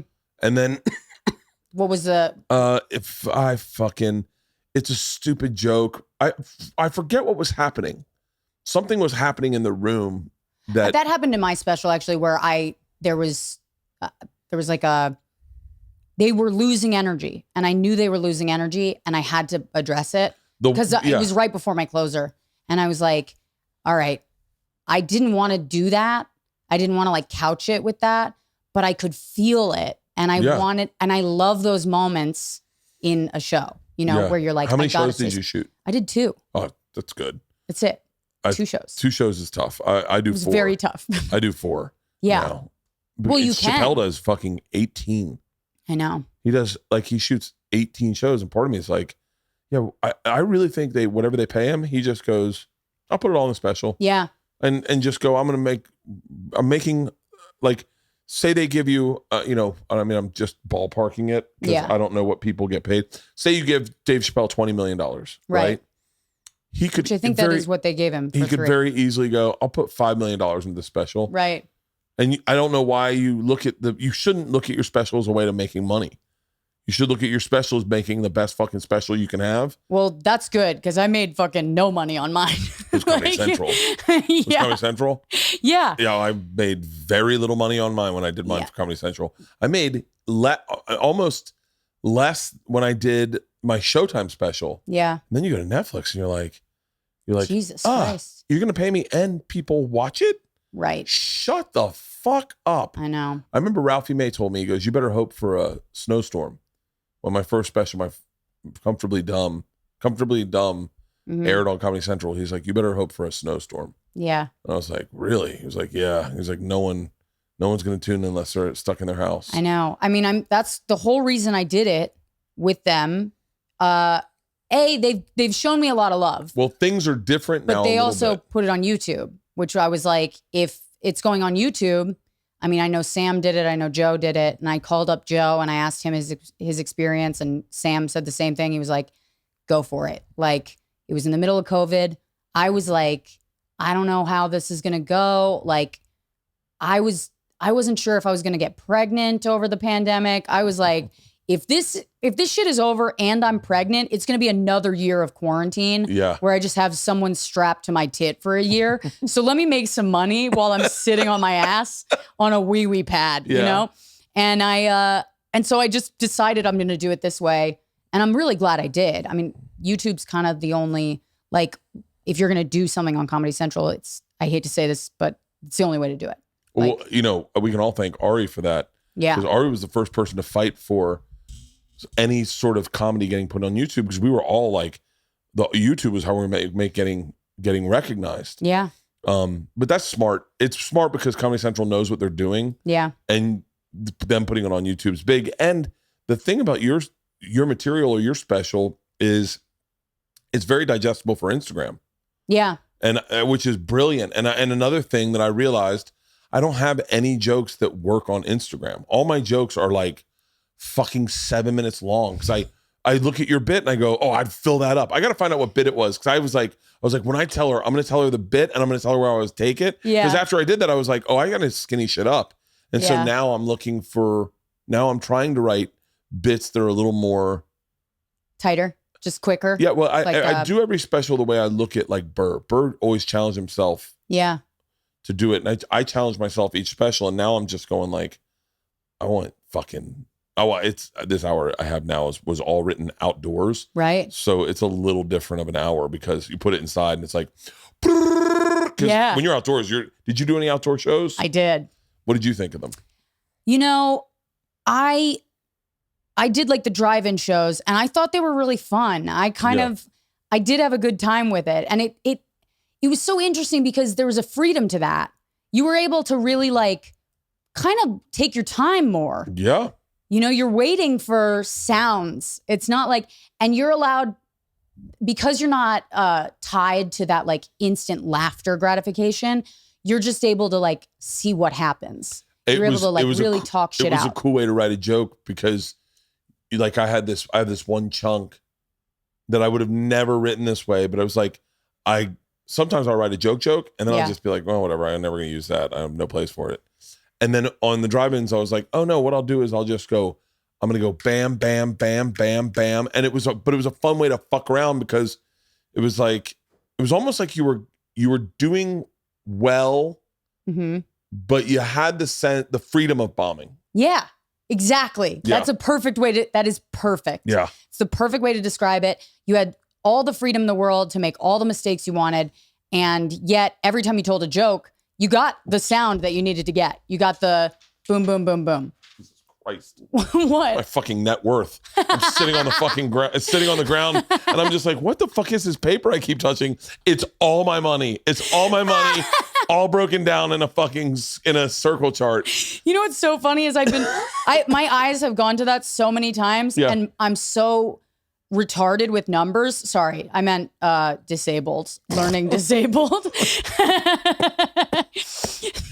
That when I saw it, I was like, I don't even know what that means. It's a circle to me. I saw the shape of a circle and there's like nothing goes in. Yeah, well, but yeah, I totally agree with what you're saying about the outdoor shows. I think they were the fucking best in a lot of ways. In other ways, it became just a display of mental illness for a lot of us. Yeah. You know, there was a lot of people who, you know, New York City, oh my God, people performing on the subway, doing jokes. You know what I mean? There's a way to perform on the subway, I'm sure. Yeah. That could be so much fun. But New Yorkers are such like, write the jokes, do the jokes, stick to that, no act outs. I'm like, that's not the way you perform on a fucking subway. No. So you just saw people standing there with a microphone and an amp, just sad clowns. Yeah. And then people in a park with no mic screaming, just screaming under a tree, ruining people's day. Yeah. Yeah. Like, people trying to like enjoy lunch with their families. I did a couple of those shows and I remember going, and this was the last one I did, I told an abortion joke and I heard in the distance a child laughing. And I was like, that's how great it. is that? Like, that's enough. That's the best. Like, move on. Yeah. Don't come back here, you know? Yeah. It was like a message from God. Just like, go home. Yeah, I never did any of the ones. Maybe I did a couple in L.A. No, I did the Rose Bowl in L.A. With Tom, It's awesome. it was fun. I loved the experience of traveling around the country during a pandemic in a bubble, doing outdoor shows at drive-in movie theaters. I loved it. I loved it. And I wanted I wanted to share it with more people. Yeah. Because it was so much fun during that time. I'm so glad to get back into theaters. I'm so glad. Yeah. There's really nothing like inside laughs. Like going back into the clubs and feeling that laugh for the first time where you're like, holy shit. Yeah. Like, I forgot how that felt. And that's why I think I didn't, during the times when I wasn't doing it, I didn't miss it that much because each time I went back to do it, it wasn't the same. Yeah. You know? Do you want to do? What's your goal in this business? Yeah. Like, do you want to do the road and be on the road, or do you want to do the Ali Wong where you do one special tour? Fucking do like 8. I mean, everyone wants to do what Ali Wong's doing. She is the master of her own destiny, and she's raising her kids. Yeah. I'm so fucking jealous of her. You're doing the same thing. No, I am. I'm a little older than her, so I have a little bit more of a rounded view of how horrible this business can be. Yeah. So I look at her and I go, she's so blessed. But I look at me and I go, oh, make money while the sun shines. You know? Right. So like, let's. But I think we all feel like that. I think we all feel like Allie that. doesn't. Allie doesn't. Sebastian doesn't. There's a few that Tom Segura doesn't. Right. There's a large group of people in our business that are like, hey, it doesn't go away. But you've also been in a position where you lost it all and built it back. Oh yeah. And that's it's the greatest gift you could give any comic. Yeah. Is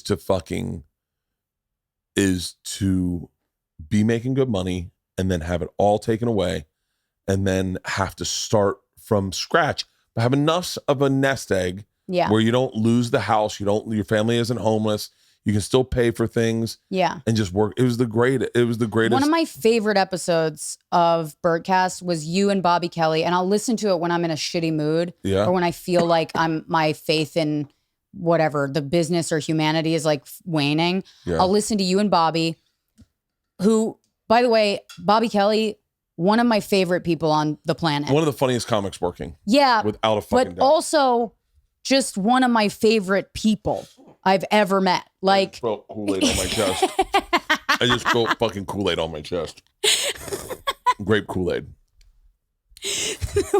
I'm a fucking child. I'm 48 years old. I'm a fucking child. The way you tried to describe you spilling on yourself with your mouth full of liquid. Jesus Christ. I gotta grow the fuck up. I gotta grow the fuck up. I better put my brace back on. Why? What the fuck am I doing with my life? Why didn't you keep your brace on? My physical therapist told me I didn't need it anymore. And then last night I wasn't wearing it, but I touched a hot griddle and I pulled my arm back and it hurt it. And I was like, fuck. And so it's annoying as shit to wear. But let's go back to Bobby Kelly. I love Bobby Kelly. Yeah, I do too. He's like I said, like he is so fucking funny. But just truly one of my favorite people. Like when I remember I called Bobby during the pandemic one time. I was just in a shitty place, right? And Bobby, he's such a Boston. He's the only person that I know how to like receive comfort from because he's just as uncomfortable giving it. Yeah. As like he's great at giving advice, but if you start to get emotional, Bobby will. He literally told me to go pray in a park. That was like I started to get emotional. I started to like tear up. Yeah. And Bobby was like, you got to go sit down on a bench, like pray or something. Like that was like his advice. And I just did it. And I was like, that worked. Oh, yeah. It was weird. Like it worked. You know what I mean? He's like, you don't think Bobby's as wise but he's so fucking wise. He's a good apologizer too. He is a good apologizer. He's a really good apologizer. Yeah, but you know what? Both of you, I can pick up on this. Both of you are good at apologizing, because it ends the thing that you're uncomfortable doing. Like Probably, yeah. Yeah. Like Bobby and I got into a big fist fight. We never ended up fist fighting but a physical confrontation. The biggest I've ever been in my life, probably, without actually fighting someone. And that's how you know you're friends with him. Yeah. Oh, yeah. But that's when you know you're like, when we got over it. I apologized. He apologized. And it was really cool. This was probably 20 years ago. Yeah. But yeah, I love Bobby.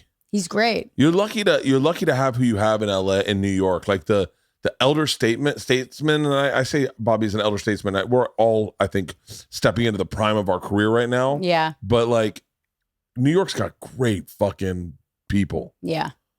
Keith and Bobby and I wouldn't use Keith as an example, but yeah. No, Keith is fucking awesome. Colin is like Dave Attell. Colin is maybe Colin is up there with Norm with me. Yeah. Like just guys that you fucking love. Yeah. I love Colin Quinn. Me too. I love that he busts balls. Me too. He's so great. And you guys all get to hang out with them. Like we never even saw those dudes when I was starting in New York. I know. I always think about that. Like I'll be sitting with them and I just go, holy shit, I'm sitting with guys that I just never thought I would even meet. You know, like guys that I was just like, those are like, you know what? I don't even want to say it because now that I know them, it's just gross. But I was like, they're like heroes. You know what I mean? And now I like know them and I'm just like, ugh, you know, but like, they just mean so much to anybody that started comedy, you know, around the time that I started or even before. I started in 2013. Oh, wow. Yeah. Okay, so you've been Which is crazy that's even a long time ago now. Like it's crazy to me that 2013 is a while ago. I know. It feels like fucking yesterday. God, you're so good for doing it 7 years. Oh, thank you. Wait, 7 years? 8 years? 8 years? I don't know. I can't do math, but I was. This would be like simple addition eludes me. Fun game. I was doing this thing with Segura. Tell me what you think for you. Okay. We were saying today. So 10's the representation of you on stage. 10? It's we're trying to explain. I was trying to say how 10 much years? No. This is a personality thing. Who you are on stage versus who you are off stage. Right. So if you're a 10 on stage, what number would you give yourself to equivalent who you are off stage to how close you are to that 10? So like for Tom, he said, I'm probably a 6 or a 7, meaning if I'm a 10 on stage, if you meet me in real life, you'll get 60 or 70% of what you saw on stage. Yeah. But it's not what you see on stage. So he said for Chappelle, 10, Chappelle's a 10 and a 10. Yeah. He is who he is off stage as he is on stage. Yeah.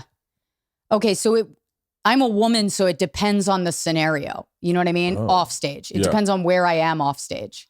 But because like I have to like, there's certain situations where like I did KTLA yesterday morning. Yeah. And I closed the computer and I was like, who was that? Like I had no idea who that bitch was. How so? I was just like, it's so great to be here. Oh my God. Thanks for having me. And I was just like, ew. What's happening to me? Oh. I'm like I pretended to be this like brainless idiot with like soft bones just to like to be likable. But if you know me, who I am on stage, and you know me off stage, like I'm the same. But if on stage I'm a 10 and I'm in, let's say, a country club, I'm like a 2 off stage. Like you're getting 2% of who I really am. Okay. Yeah. Oh, yeah. I just have to keep my mouth fucking shut because I'm just like I do run the risk of coming off very unlikable if I act the way I do on stage, off stage. I see what you're saying. Because people are like, who is this? She's like a fucking angry bitch, you know? Like, and it's not, people don't want to like get to know you like that. There's certain people who appreciate that. And I love those people and they're like meant for me, you know, like Keith Robinson is someone who I immediately like got along with. I was like, I love Keith. Yeah. And he drives me crazy.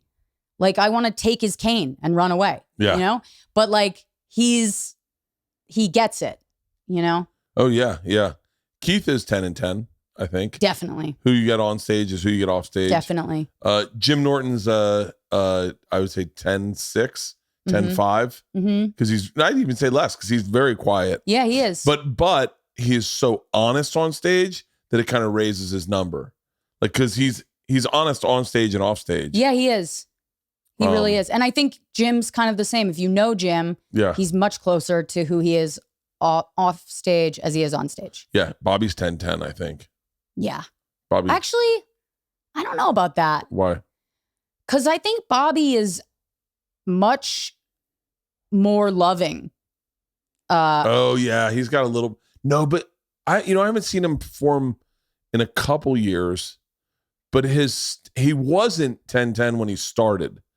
He was like him and Dane were all like 2-10. Right. It wasn't who he was. Yeah. But now that I think about it, I think he's closer on stage and off stage than he was when he started. Yeah. This is a fun game. I love this game. Oh, you want to know the real fun one? Yeah. If I'm a 10 on stage, I'm an 11 off stage. Because I'm way more out of control. That's great. Like what you think I am on stage, I'm like worse than that. I'm like 100% like on stage, I've actually had to pull my personality back. Right. And be like, I'm crazy guy, take my shirt off, I drink a lot, and I'm going to tell you all these horrible stories. Yeah. And you leave out the parts that are like... I'm leaving out a lot. It's a fun game. I love that. I used to love, and this is like wake up. This is my favorite thing to do, is like wake up with comics and just tell jokes. Yeah. Or come up with fucking premises. One of my favorite ones was do the person's act, but don't say words, just make sounds. Wait, so how would you? So Dave Attell would be, right?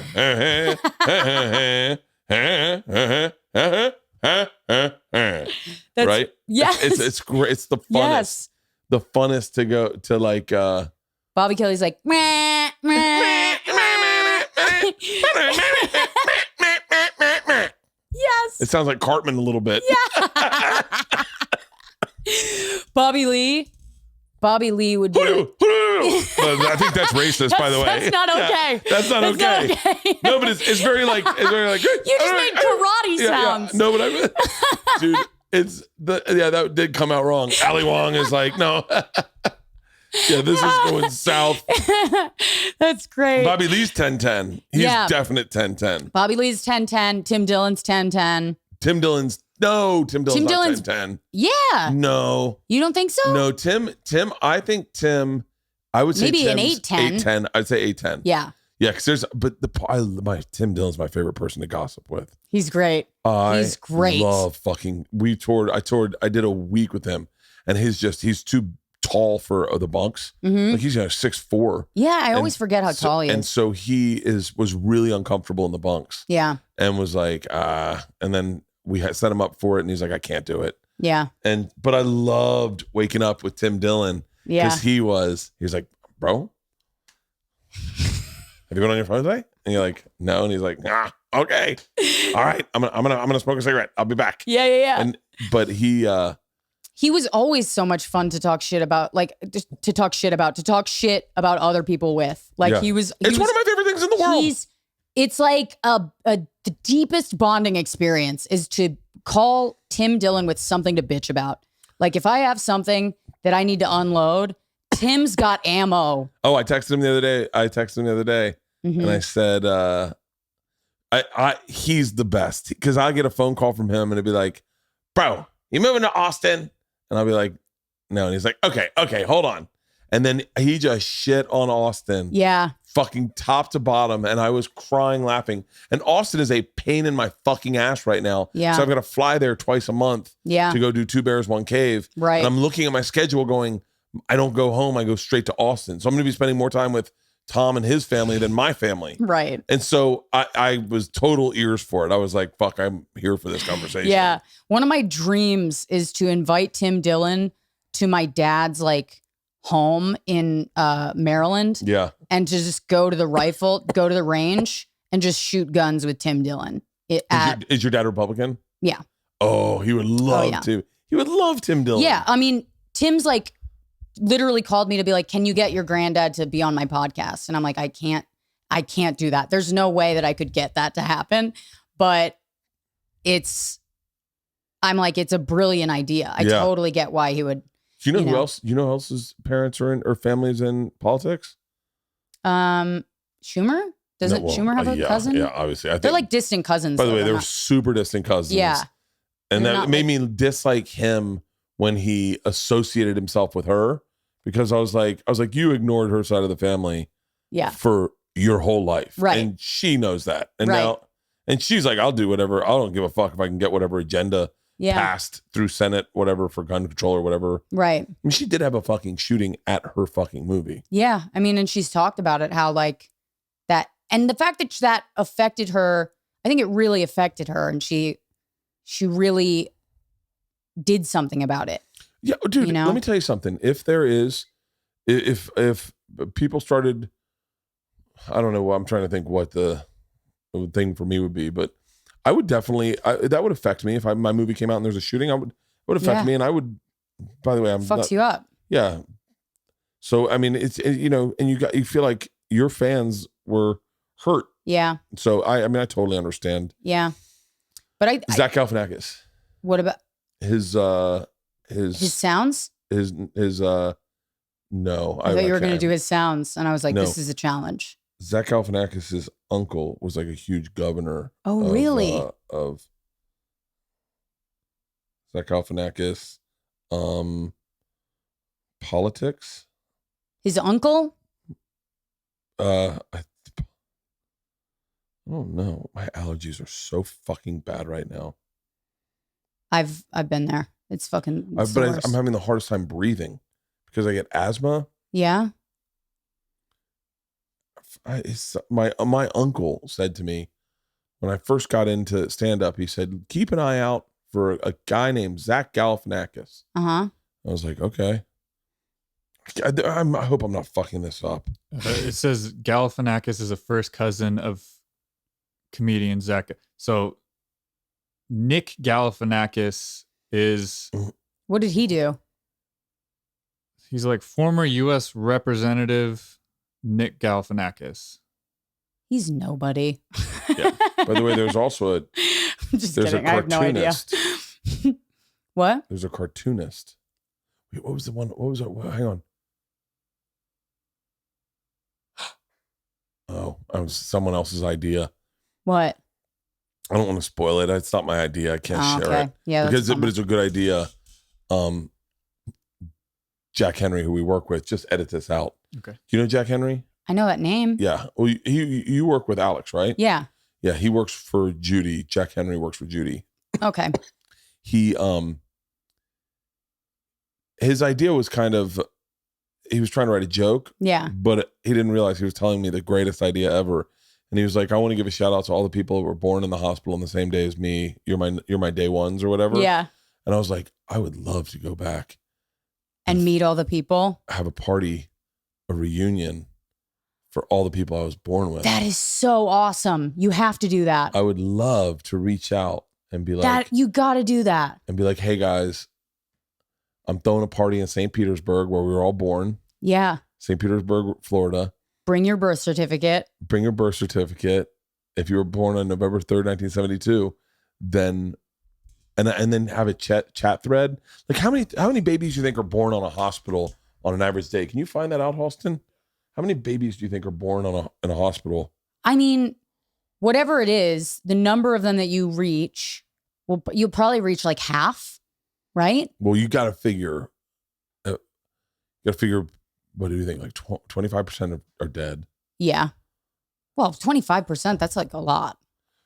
What's the average? Well, no, yeah, that is a lot, right? The average 45 babies are born any day. On the average, there are 45 babies delivered each day in the larger hospital, and smaller hospitals are about 15 births each day.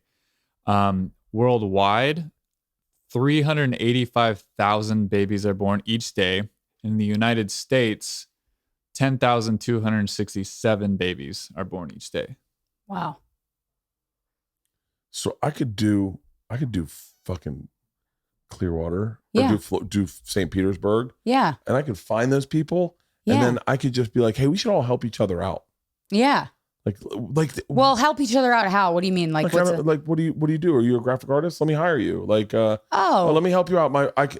We just do like a real fraternity. Yeah. Like, we should, guys, we started this together. We're day ones. Yeah. That's so. I might keep that in, and because I was like, first of all, make a great television show. Yeah. We'll make a great television show to like. That's such a great show. I wonder how quickly, if you put 40 people in a room together and they're like, guess what you guys have in common? I wonder how quickly they would realize they were all born in the same hospital. It can't, I mean, I'm sort of a believer in like astrology and shit like that. By the way, I really want you to just go up and hang out with my daughter and be like, hey, your dad's okay.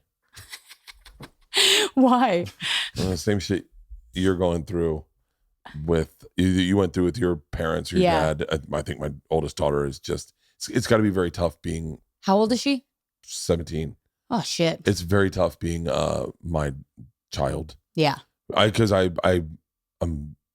cast like a perfect example is, you know, we were getting ready to go to dinner and I was like fucking couldn't find my mask. We're in Denver and I'm like fucking upset and I'm kind of arguing with Leanne about finding my mask and where it is and why don't I have it. Right. We walk out the door of the hotel and with my mask on, dude in the hotel goes, hey, the machine. And I went, what's up, brother? And my energy just changed. Yeah. And Georgia just goes, where was that in the room? And I was like, oh shit. She just is very astute. Yeah. She's like, I fucking killed my wife today. My movie producer for my movie is a big personality, Republican. Yeah. He is, if you Googled Hollywood producer, he is the guy. Yeah. He's also like 6'5". Right. Full head of hair, good looking. Right. Just very, fuckable. very, yeah. Yeah. I'll show you a picture of him. He's let's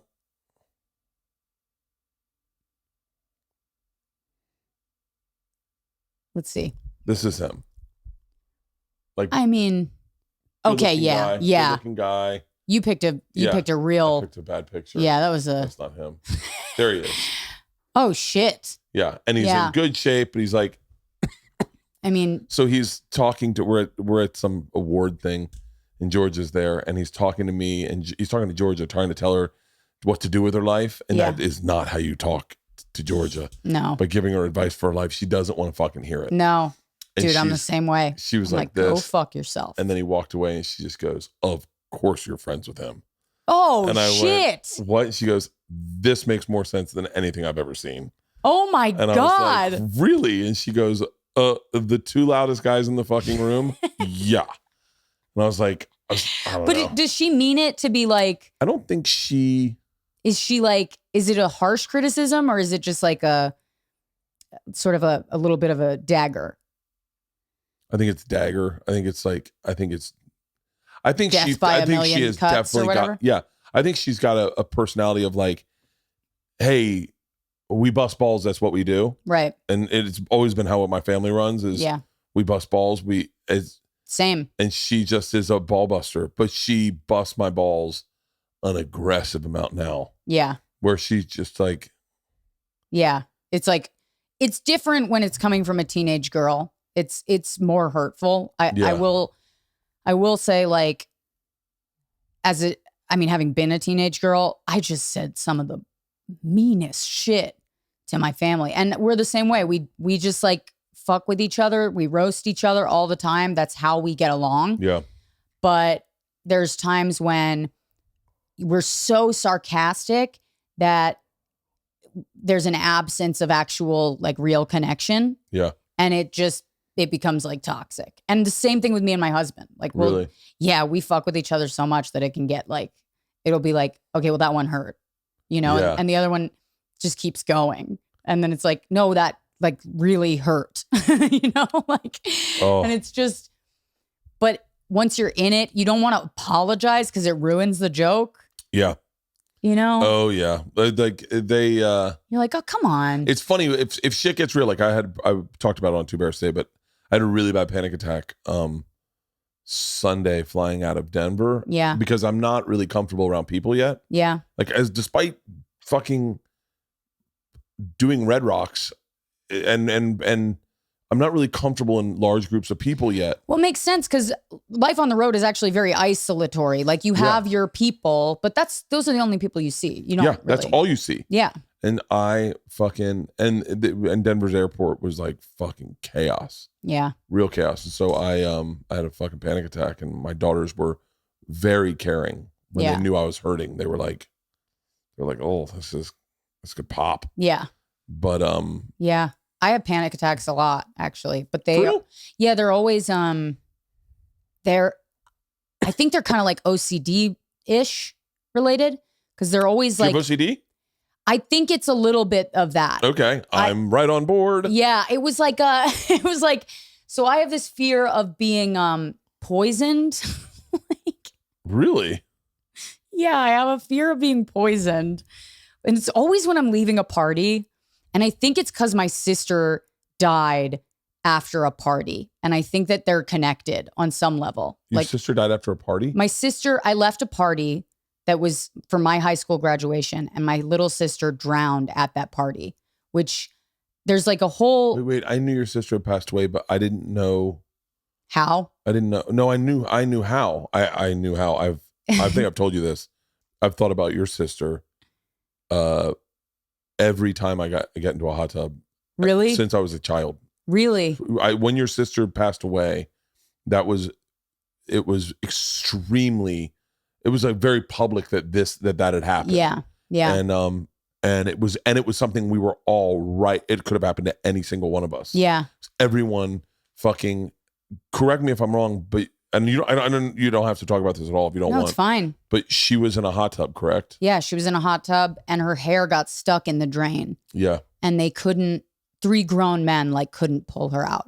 Like it was like these drains, like they, ever since then, there's been legislations that's been passed in her name that like all of those, if you have a hot tub, it has to be covered, right? Like the drain has to be covered. But it was at this high school graduation party for my high school. So I have this like, obviously I went to college with this. How old was she? She was 7. She was a child. Yeah. And I was 17. So I was like nearing adulthood. And I went to college, and every time I did a ton of drugs and alcohol, so I didn't really feel any of it for a long time. I didn't really process any of it.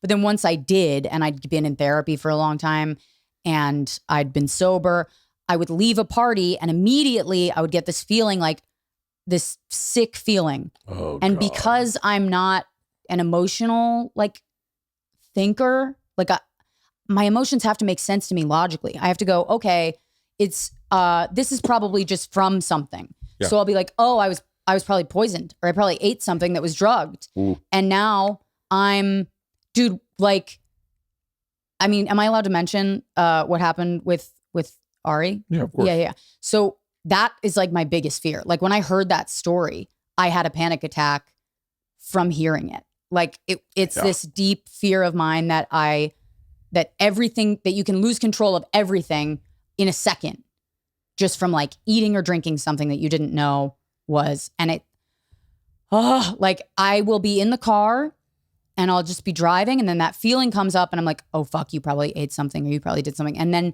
the panic starts to happen and I'm like, it's kicking in. Yeah. So it's like, it feeds this like what if thinking that is both kind of connected to OCD and the contamination space, and anxiety that has found a new way into my mind and psyche. Oh, I definitely, food poisoning for me is something that cause I'm a little reckless. And so like perfect example is like we're in Serbia and I'd go to eat sushi that we had left in the refrigerator. Right. And the second I eat it, I go, why would I do that? Right. Why wouldn't I just go get sushi? Like, this is so stupid. And then I immediately believe I'm sick. Yeah. I believe I'm sick to the point. I mean, me and my buddy Keith, Street's like this. Yeah. He and I I'll give you a perfect. I get this happens with Xanax. Oh, really? Yeah. So let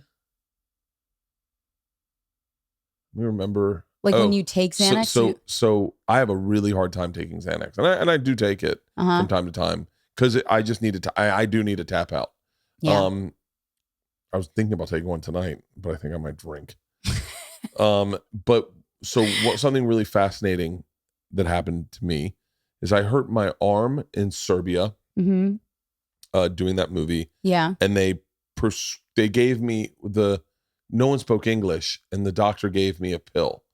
And I took the pill and I was like, okay, thank you. It didn't really help, but I didn't know what I'd taken. Yeah. And then that night I get home and I'm like, I'm not going to drink. I'm just going to take a Xanax and go to sleep. I take the Xanax and realize I've taken another pill. What if they counteract? And I freaked out all fucking night. And I'm on a Xanax. So I'm like trying to fall asleep. I'm going, you're going to die. You're going to die. And I was like, shit. It was horrible.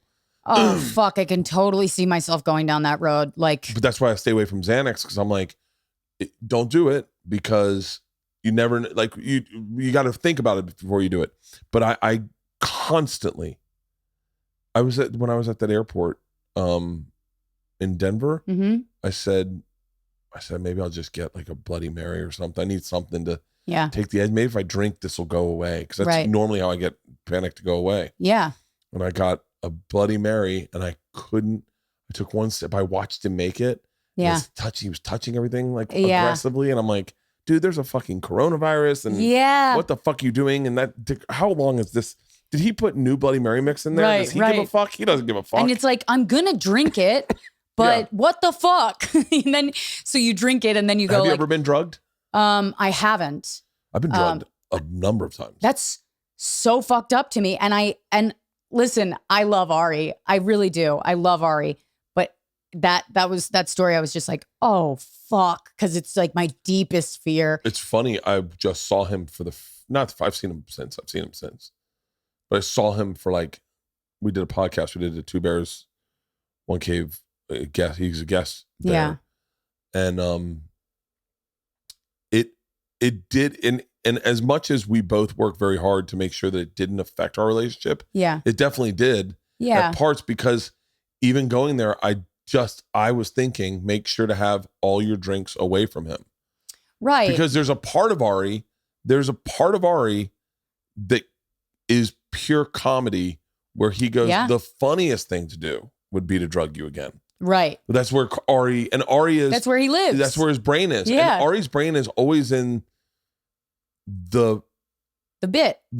And sometimes for Ari, the bit is the most aggressive thing you can do. Pull your dick out. Throw a hot dog in your pool. Somebody dies, I'm gonna trash the person that everybody's. He is a comic, like through and through. Oh yeah. He is a fucking comic, and he's a comic first. And I hear a lot of people go, I'm a comic first, and then I'm a this or that. But it's like, Ari's a comic first. He's the only person that I know who's truly a comic first. He will never talk bad about a comic who got canceled. Yeah. He just doesn't do it, and he will chastise people who do. Yeah. He does not believe you should ever get canceled for a joke. I actually agree with that, but I do understand there's certain things I don't say because I don't want to have to deal with it.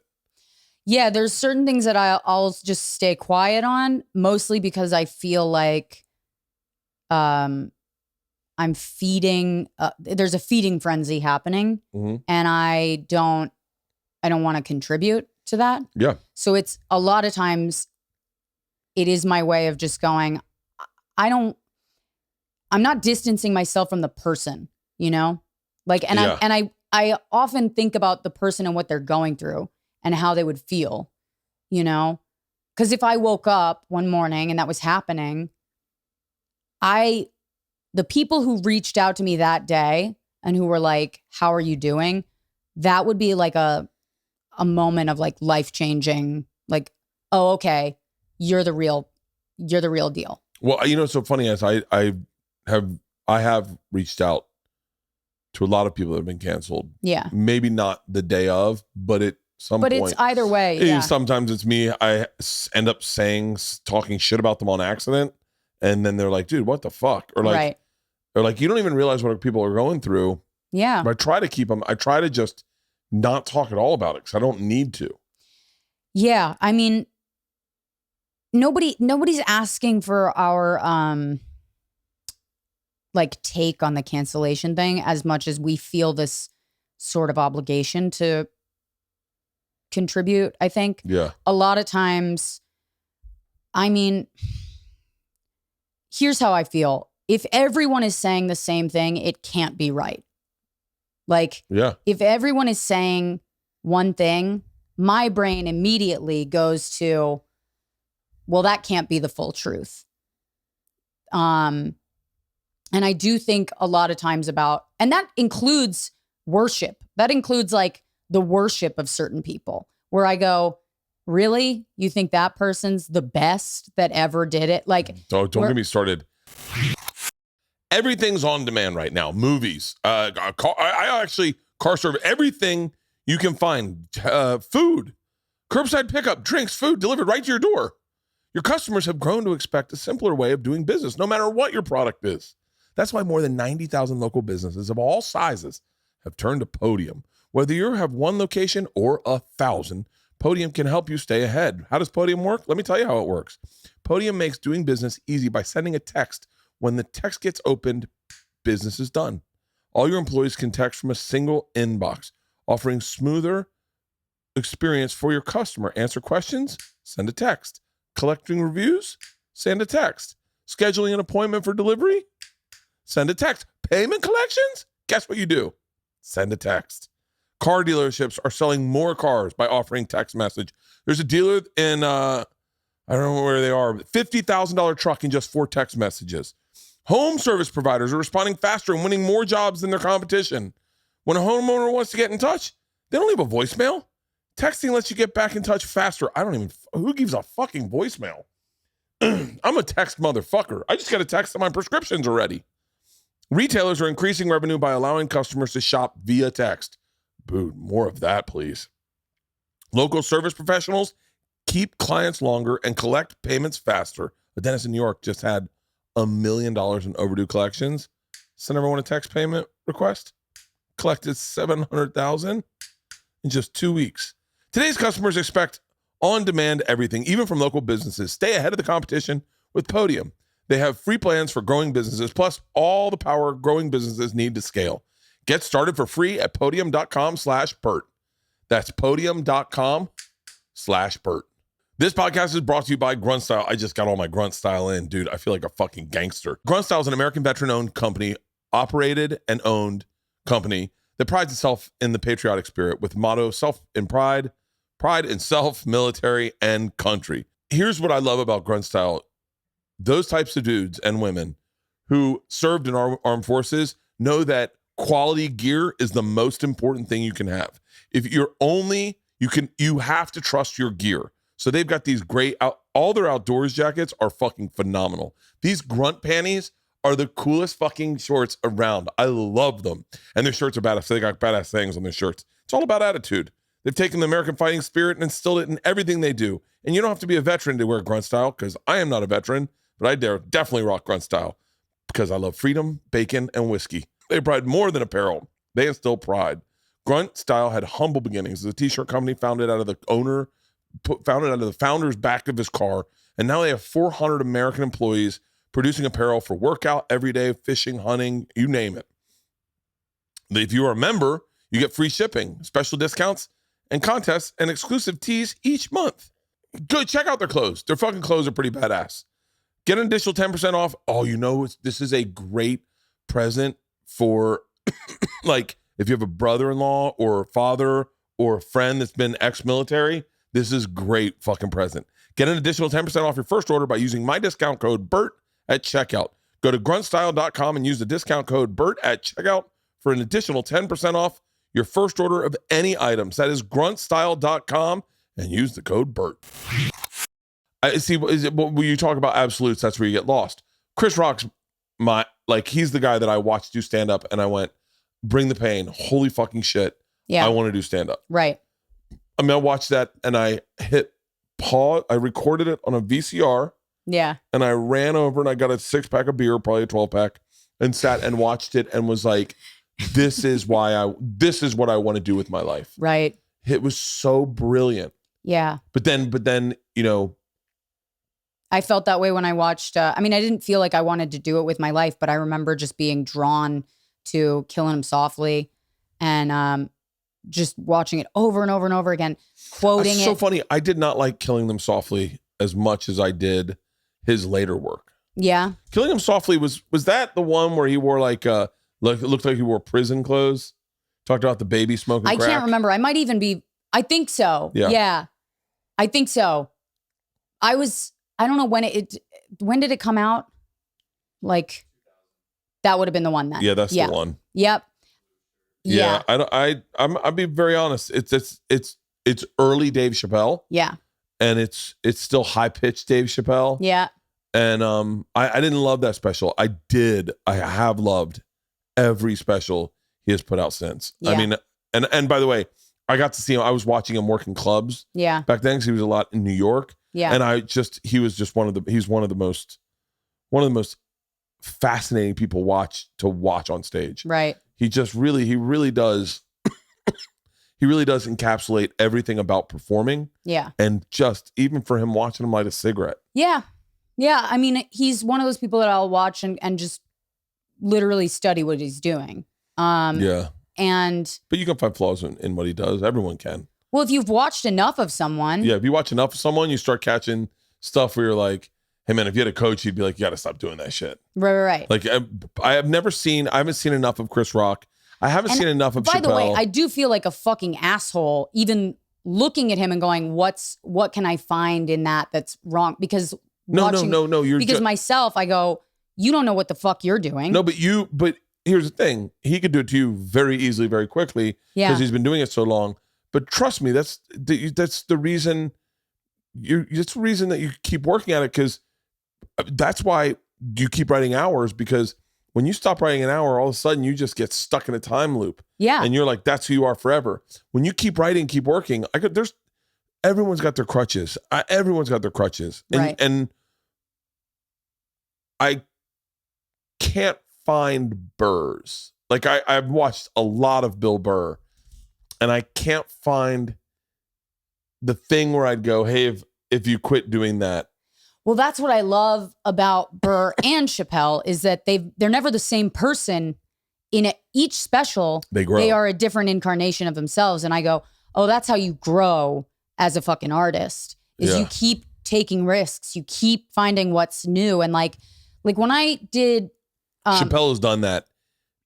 Every single special. Top to bottom. And Bill Burr has done that top to bottom. And I think that is what I try to emulate out of those two dudes. Yeah. Is they take big risks and do big things. Yeah. And when I like meet, or when I talk to Burr and when I've talked to Chappelle, I become a nonverbal infant. Like I'm a useless person. I don't know how to talk to them because I've just that worship that I criticize. Yeah. I'm obviously, I wouldn't even notice it if it weren't part of who I am, you know? Yeah. So I do, when I see them, I'm just like, bleh, I'm just a fucking idiot. And, but I want so badly to just keep learning the thing that I don't understand yet. And I think they're really good at that. They're good at they're aware of what they don't know yet. And then they try to do that. And I'm like, holy shit. Yeah. Yeah. I mean, I think the thing is to, I remember Stanhope on a podcast one time said, by the way, Stanhope's another one of the greatest to ever have done it. Yeah. I mean, he is fucking genius. Yeah. He's really fucking amazing. But he said, just never, he goes, I wrote all the jokes. What am I going to write? More rape jokes? Am I going to write another rape joke? Right. Am I going to write one more abortion joke? Like, what am I going to do? Yeah. And even Attell said that that Stanhope makes him feel like a fraud. Like, because Stanhope is he's very cynical. And so he sees things for what they are. Yeah. But he's a big fan of shit, which is like, you don't expect that out of Stanhope.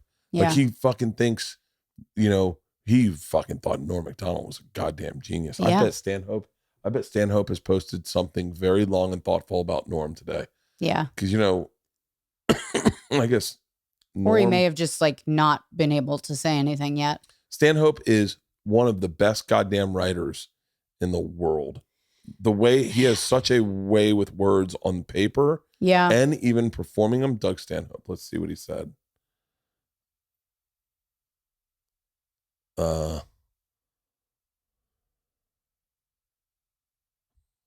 What? Nothing. He retweeted that this guy Ken Lane. Do you know Ken Lane? I don't know Ken. Ken Lang? No. He goes, to honor Norm's memory, Saturday Night Live should be canceled. I'm following you for that joke, Ken Lane. That's great. That's fucking great. Oh, wow. So Stanhope goes, I will absolutely take Jim Brewer's canceled date at Royal Oak Music Hall. Seriously, I don't have any opinions, Vax cards, and all that any opinions on Vax cards are all that hullabaloo. This is just a blatant opportunistic time, and I want to be open. Please reach out to Brian Hennigan to square these dates. And then his next tweet: I'm canceling all dates at venues that require you to be 21 to drink alcohol in a country that recruits you to die in a war at 18. Want to keep going? And he just I fucking Stanhope's the fucking greatest. Stanhope's so someone great. I had a hard time talking to. Yeah. Yeah. And it took a while. Yeah. But we did a podcast together, got fucking blitzed. And then I was like, I could be friends with him. Yeah. Burr, I've never had that problem with. I'm also afraid of like when I meet people, I look like someone that's trying to get them canceled. Like You definitely have that yeah. look. So I'm like, they have to like, I need for them to like trust me before I could, because it's going to come off like with my face, it's going to come off like, oh, this bitch. Yeah, you do. Yeah. Has a knife in her back pocket. She is waiting for you to slip up and say something off color. And then she's like, oh, women's rights? Is that what we're talking about? Right. And it's like, it's the total opposite. I mean, I don't, it's so hard because if you say like, I'm not for the cancel culture. I'm not like here for that. Yeah. It is, people go, oh, you're like a self-hating woman. And I'm like, or you just fucking hate nuance. I don't know. Like what, I don't know what to tell you.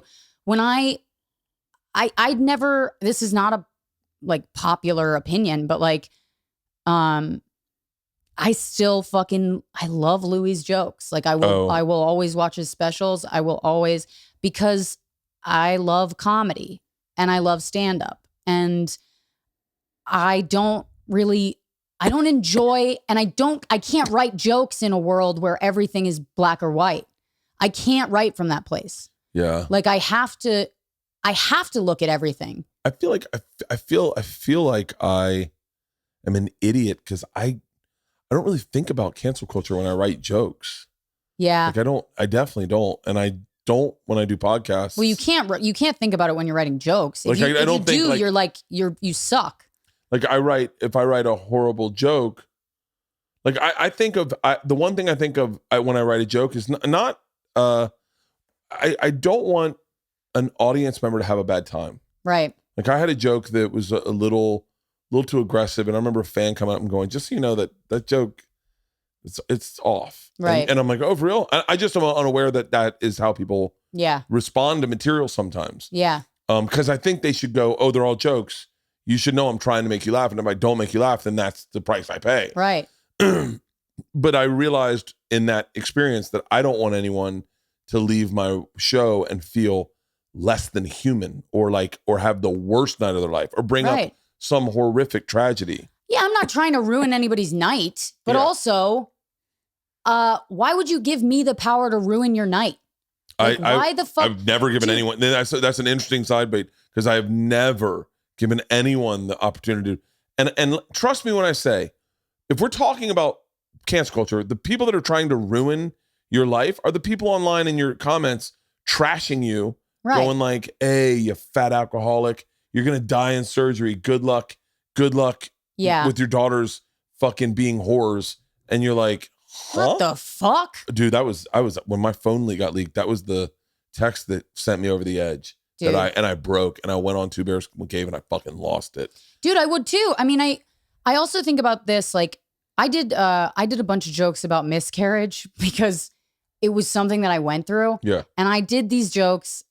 I was at the cellar and I get this, people's phones are locked up, which again, the right thing to do. Yeah. But I remember I did these jokes and they crushed. I was like, these are crushing. Yeah. And this woman wrote to me and she goes, "You ruined my birthday." And I was like, "No, I ruined someone else's birthday."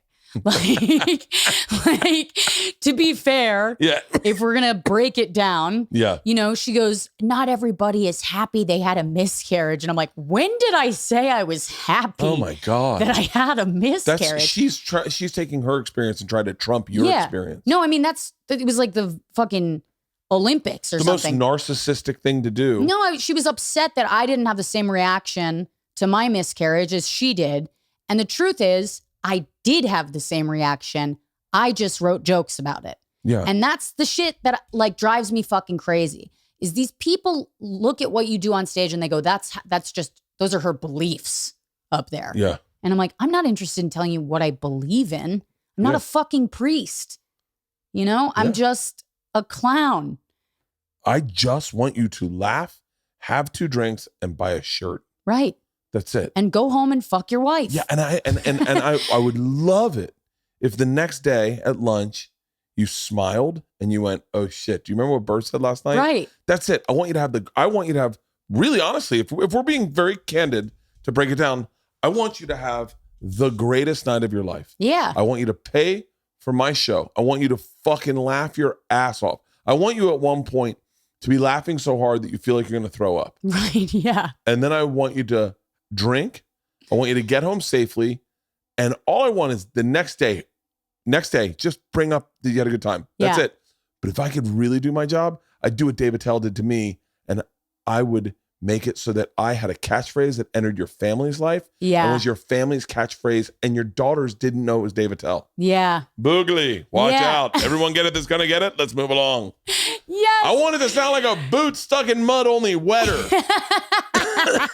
Oh Nobody my has God. freckles on their ass. Wear a condom. I gotta keep my throat warm for the cocksucking competition later. Oh, God. There's so many. You know the type of girl that goes outside and yells the N-word at a lunar eclipse? He is the fucking, okay, if we're going to say GOAT, David Tell is the GOAT, without he's so a doubt. fucking good. It's like watching Who's somebody. next? It's like watching somebody go like this, and the football goes 3 football fields, like just a flick of a wrist, and it's the fucking thing is off. I'll tell you what I do. I give you every cent that Netflix is paying me. I'll give it to David Tell and then go, "Can I just tell your jokes?" How fucking, and I'd be like, I just want to do your, I just want to do your act. I would, do you know how hard I would kill with it? I would love to be able to kill like he kills. I know. I would love to feel that feeling when he just fucking hammers them. Yeah. Because I can't do what he does. I would love to feel that. He's such a, if we're talking about like creatures of comedy, you know what I mean? He's a creature. Oh, yeah. Dave is a creature and he'll show up. I remember standing outside of City Winery in New York during the height of the pandemic. Wine so bad. Go have some. I don't have a bottle in here. Do we have bottles of wine here, Halston? Do we have a box of wine? We had Get that some. box full of alcohol that was in there, and I think there was some wine on the countertops. But Get yourself a glass of wine. Let me make sure. What time do you have to get out of here? It's I don't really have- 8:30. Oh, well then I don't have to get out of here. I was going to do Bobby's show, but I'm not going to make it. What, Bobby? Lee. Is he going to be mad if I cancel? No, what time's his show? 8. I'm not going to make it. Where's it at? It's at the Improv. What time's it last spot? Fuck. Nicole's texting me now. She's like, "You're late." What time's last spot? You can make it if you run over. Where there. are you? They're asking me to ask you. I'll just say I'm still at Bert's. I'm still Tell them at you can Bert's. leave now, and if they can, maybe if you can make it, call her. Call her. Put her on the podcast. All right.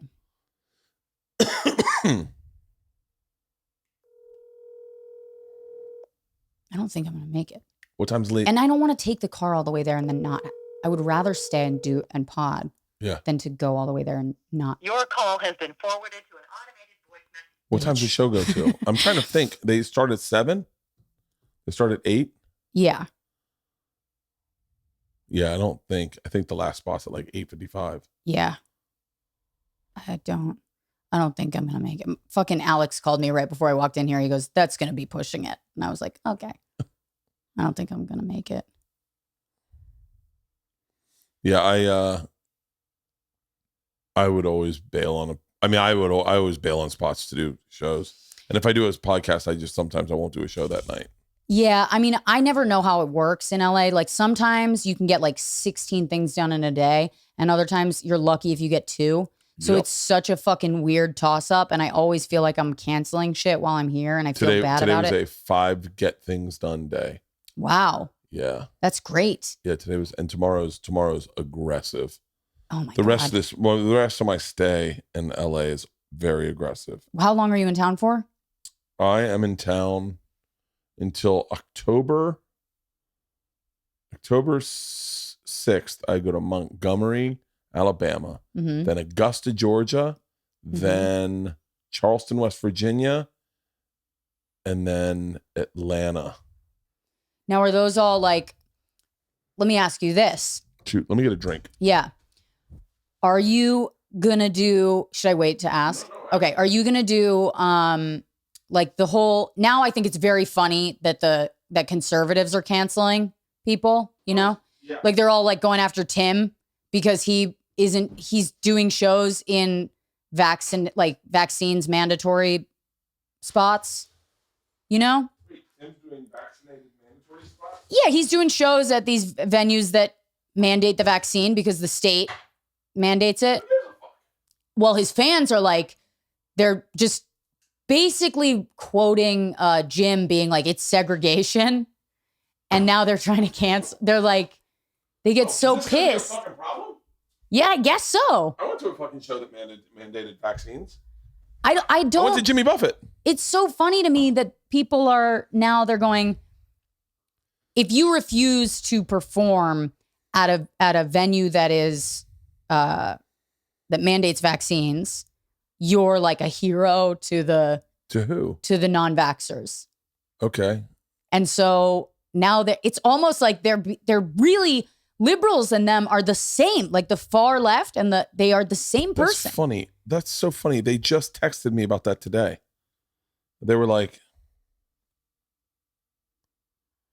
I just got a text today asking, what are they saying? Are they saying? No, I just, yeah, she just wrote back K. That's not good. That's not good. That's not a totally understand it. Yeah. I what about if Bobby hears this, I'm really sorry, Bobby. Should I text him? I'll text Bobby. This is a bad episode for Bobby Lee. My impression of him. Yeah. She just wrote "not the end of the world," which that's fine. Then don't reply. You're good. Okay. You're in the middle of a podcast. Okay. Yeah. And she's listening to this now, going, "Okay, Bert told her not to reply." Yeah. Yeah. I have the tapes. Yeah. Look at the receipts. The tapes. I have the tapes. I say stuff like I videotaped it. My daughter's like, "Oh, I say that shit too. I say that shit too." Anybody in their 30s says I videotaped it. A little Buffalo Trace. We'll see if you like it. What do you find disgusting about vaping specifically? It's not sexy. It's not sexy. It's just not sexy. I don't mind. I can't smell yours. Yeah, I don't mind it. If this vaping's fine. It's the big cartridge, the gigantic clouds. You're just blowing huge smokes, and you're like, we're all smoking that. Yeah, and it just doesn't look. I'm sure it's got to feel cool to just blow like huge smokes of vape. It doesn't. It feels like if you don't show some shame while you're vaping, if you don't like, you know what I mean, or like try to like conceal it, you look like an asshole. I loved vaping marijuana. Yeah. I used to have a vape pen for marijuana and I loved hitting that. It's got to be so much better than actually like just joints or it's no. Nothing's better than a joint. Really? Nothing's better than a blunt. Blunts are the fucking greatest. I used to love bongs. I used to love taking like huge bong rips. I bet you which could. is sort of, it does make me feel better. Like vaping is kind of like that, except the smoke looks like meth smoke. Yeah, it does. It looks like meth smoke. There's nothing better. Like when I was in Red Rocks, I got done my show and I lit a joint and it had a glass tip to it. Yeah. And it was heavier than a normal joint. Yeah. And it was really fucking enjoyable. And I really loved it. Yeah. And I just sat in my green room. There was like, 20, 30 people in there. Yeah. Just finished Red Rocks and I got a fucking joint and a cocktail and I'm just enjoying fucking life. Yeah. I was so happy. But I like the heaviness of these blunts are from El Blunto and they have glass tips and I love the glass tips. Why? I don't know. Just makes it smoother? It actually makes it a lot smoother and it draws very nicely. Oh, okay. But all of these blunts are all I think they're all like dipped or like, so they're all like extra strong. Right. I gave one to one guy one time and he hit it and was like, you could tell he was like in space. He was like, I was like, oh, you weren't ready for that, were you? He's like, oh, these are heavy. These are strong blunts. You just changed my day. God, there's nothing. There's nothing more than when marijuana hits you. Did you ever have panic attacks when you smoked marijuana? I did. I had a couple moments. I remember one time specifically, it was the first time I ever had an edible. We made cookies and we watched Forrest Gump and it was a scene in the rain and it was so loud. And I remember watching it with all my friends and being like, this is too loud. Oh my God. Oh my God, Rosebud, what if we have the same brain? Can I tell you, this is too loud is how all my panic attacks start. Yeah, I go, this is too loud. And if it's just this loud to me and it's not this loud to everybody else, they're all going to know how high I am. And if they know how high I am, then I look like I'm losing my mind in public. And I can't do that. I can't let people see that. So when I was a kid, my first set of panic attacks was watching Johnny Carson and I felt like he was yelling at me. Yeah. And I would go to my dad and I'd be like, Johnny Carson's yelling at me. And he'd be like, he's not fucking talking to you. And I was like, no. Can I tell you what I did? You want to know real crazy? It's so fucked up because if you went into a therapist's office and you said that, they'd be like, he's schizophrenic. I'm trying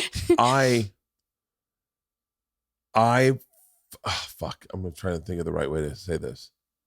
So I have a friend that was never on Instagram. It's going to come out it's not going to make a ton of sense. Okay. A friend of mine is never on Instagram. I introduced him to Instagram and then they started an Instagram page and then they started using Instagram. Mm-hmm. And abusing it? No, using it. Oh.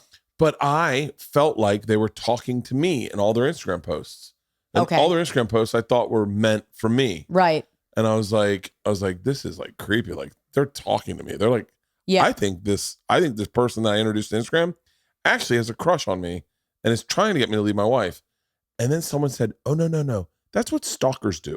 Stalkers believe that person's talking to them. Yeah. And you're like, what the fuck like, and right. I've had stalkers. Yeah. So I'm like, oh shit. Did I just slip into stalker mode? Like I just transitioned into a stalker so easily that I was like, it just happened like that. One day you woke up. I'll show you their posts. And I got to be honest with you. You'll look at them and go, I think they're talking to you too, Bert. And I go, I swear to God, I think they are. Show me the posts. I hope they're still on here. I love this. I mean, this person, I introduced them. What do you mean you introduced them to Instagram? They'd never heard of Instagram? No, what they heard year of it. They was just it? Didn't use it. Oh, okay. No, they have no.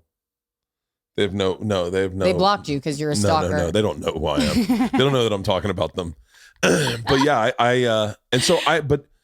my anxiety attacks have always felt like everything's very, very loud. Mm-hmm. Yeah. It's so crazy. Things are too loud. Things are out of control. I can't manage the room or the atmosphere. It's all control related. I need to get out of here. Like, yeah. I get panic attacks very acutely, like very like fucking pinpoint anxiety attacks when I go scuba diving.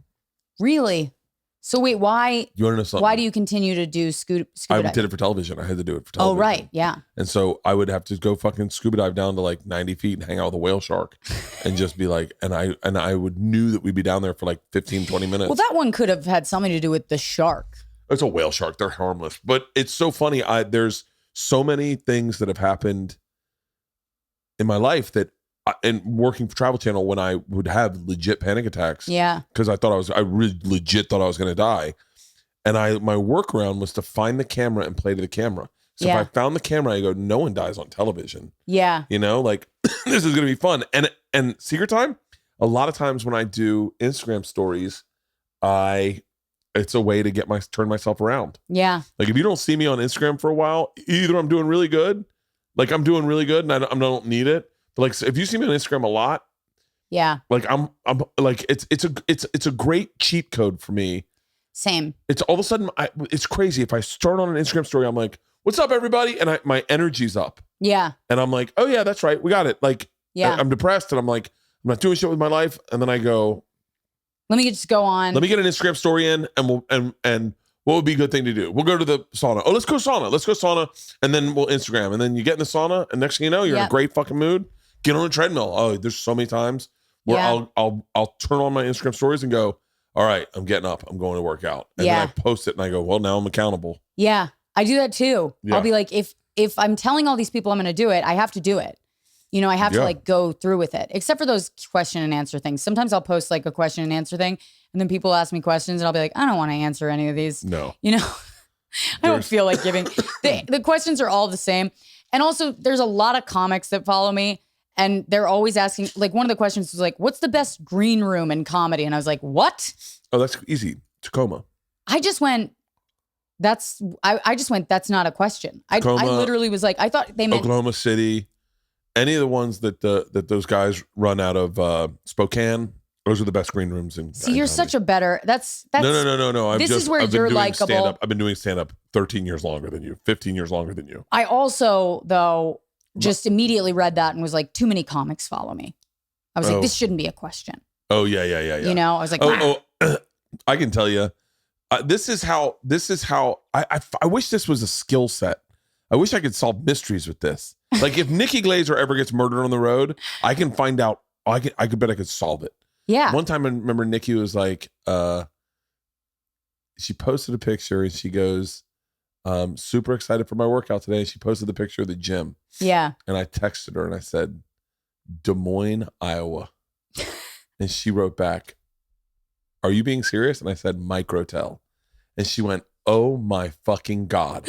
And I nailed it. I could tell you green rooms. I mean, there are green rooms that stand out, like Toledo's green room. Yeah. I don't even think they have a club in Toledo anymore. I can't even remember green rooms I've been in or clubs that I've been to. Like if I remember the name of a club, I had something crazy happen there. You know? Yeah. Okay. Like my brain just goes bleh. Like it's all becomes a blur, and I don't even like notice where I am. I might as well be blacked out half of my life. Cobb's is an interesting green room. Cobb's is great. I liked that green room. Yeah, I also love their room. Pizza fries. Oh, I didn't even know their pizza fries. Oh my God, with pepperoni. See, I'm pretty strict on the road in that not healthy. I always get roughly the same things. I'm like mozzarella sticks. Yeah. Like wings. If you were like, if death row kind of a thing, if you were like death's doorstep, or you were like, what's it called? Not exterminated. Toledo has What's it called when you? Toledo has one of the worst green rooms in the fucking world because they have an electric toilet that overflows constantly. Really? Toledo has the worst hotel green room in the fucking world. I felt like there was what was the one in Appleton, Wisconsin? I had a crazy. I'm trying to think what clubs that is. This was the funniest road gig I've ever done. It was like I was opening for Pablo Francisco 2 days after my dog died. I had to put my dog down. Oh my God. I had to go open for Pablo Francisco, and we were standing in the hotel lobby, and Pablo started doing the movie voice, like the movie trailer voice, and I was so wrecked from my dog, like having to put my dog down. I just looked at him and I went like, it's only us two here. I love that. I love that about you. We're the only two people here. I would like for you to come on the road with us for that fucking, I think it's a DC, New York, Boston run. Yeah. Live in the bus with us. Yes. And then have you do fucking 10 minutes on just what you witnessed. Because there's some things about me that I don't realize about me. Yeah. Like I'm very unaware, meaning of how I'm perceived. And I realized that when I did the movie of just how people take you in. Yeah. And there's parts of me where I was like, that I would love to hear another comic just absolutely light me up. I love that too. It's the same reason, like, I sent my special. Okay, so do you know Drew Michael at all? Yeah, no, I don't, but I Okay. know who he is. Okay. Hey, also, will you grab me that Buffalo Trace? So Wait, I want to talk. We have to talk about your special. The whole reason we're here is to talk about your special. yeah, I sent the special to Drew Michael. Drew Michael's the guy that did the special with no audience. Yeah. Okay. Yeah. Which I've talked to him about that, and I wouldn't tell what he has to say about it because it's his story to tell. But yeah. Anyway, I sent it to him because I knew that Drew Michael would eviscerate it. Like, I was like, whatever it is. Is he a good comic? Yeah, he is a good comic. Okay. And that special, his special was extremely interesting. very interesting. But it was too, in my opinion, it was too sexy. Like, it was too intimate. Yeah. It was too intimate. Yeah. And the intimacy kind of threw me off from being able to watch it. I think that okay, so knowing Drew, I watched it and I was like, I see what he wanted to do. Yeah. And I can't quite put my finger on what it is that got missed, but I felt like it missed, but I still applaud. the jokes in that I special, applaud the big swing. I also watched that. It's a big swing, but it's also his first special. So it's one of those things where it's like, We're talking about it. to subvert something. It's We're talking about him, and we're talking about a special, and everyone talked about that special. Yeah. And so he did the right thing. And also, it made me laugh so hard to picture what the cameraman? comics at the Cellar would say about it. Oh. It made me laugh so hard because comics were like, we don't take anything seriously except for comedy. Oh, yeah. And then it gets to be this whole thing. And I was like, so I enjoyed it as a comic on that level. Well, comics are interesting because we're really shitty about certain things. I think this is getting infected. We're really shitty about On the certain inside? things. No, I don't know. It's the scar is still bubbly. Oh. Anyway, we're really shitty. We're really sensitive. Yeah. like when Hannah Gadsby's special came out, I was fucking fascinated at all the guys, all the men, Yeah. all my friends too, Yeah. that were so offended by her her special wasn't funny. And it's all the people who are like, if you're offended, go fuck yourself. And I'm like, that is beautiful. Yeah. That's a beautiful irony, and by the way, I don't know what I have said about this special because I'm certain I've gotten drunk on podcasts and made fun of her special or Yeah. whatever. I don't really care. And everything's just to make anyone listening laugh. But Hannah Gadsby's special there's still a joke. One of my favorite jokes I've ever heard, because I didn't do the math on it, was when I was growing up, I knew more facts about unicorns than I did about lesbians. Yeah. And then everyone laughs. She goes, guys, unicorns aren't real. There are no facts about. And I was like, oh my God. Like, it's a great joke. Yeah. Yeah. Did she do another special? Yeah, she did. I forget what the name of it. I think it was Douglas. I might be wrong. This podcast is brought to you by hymns. If you've never heard me talk about hymns, then you have never listened to me speak. Because I've been talking about hymns for years now. 66% of men start losing their hair by the age of 35. I started losing mine when I was 22. I did something about it. I had to go to a doctor's office and wait in an awkward line and have a conversation with a female nurse and say, I think I'm losing my hair. And she was like, doesn't look like it. And I was like, honey, you just met me. How do you know what hair I had before?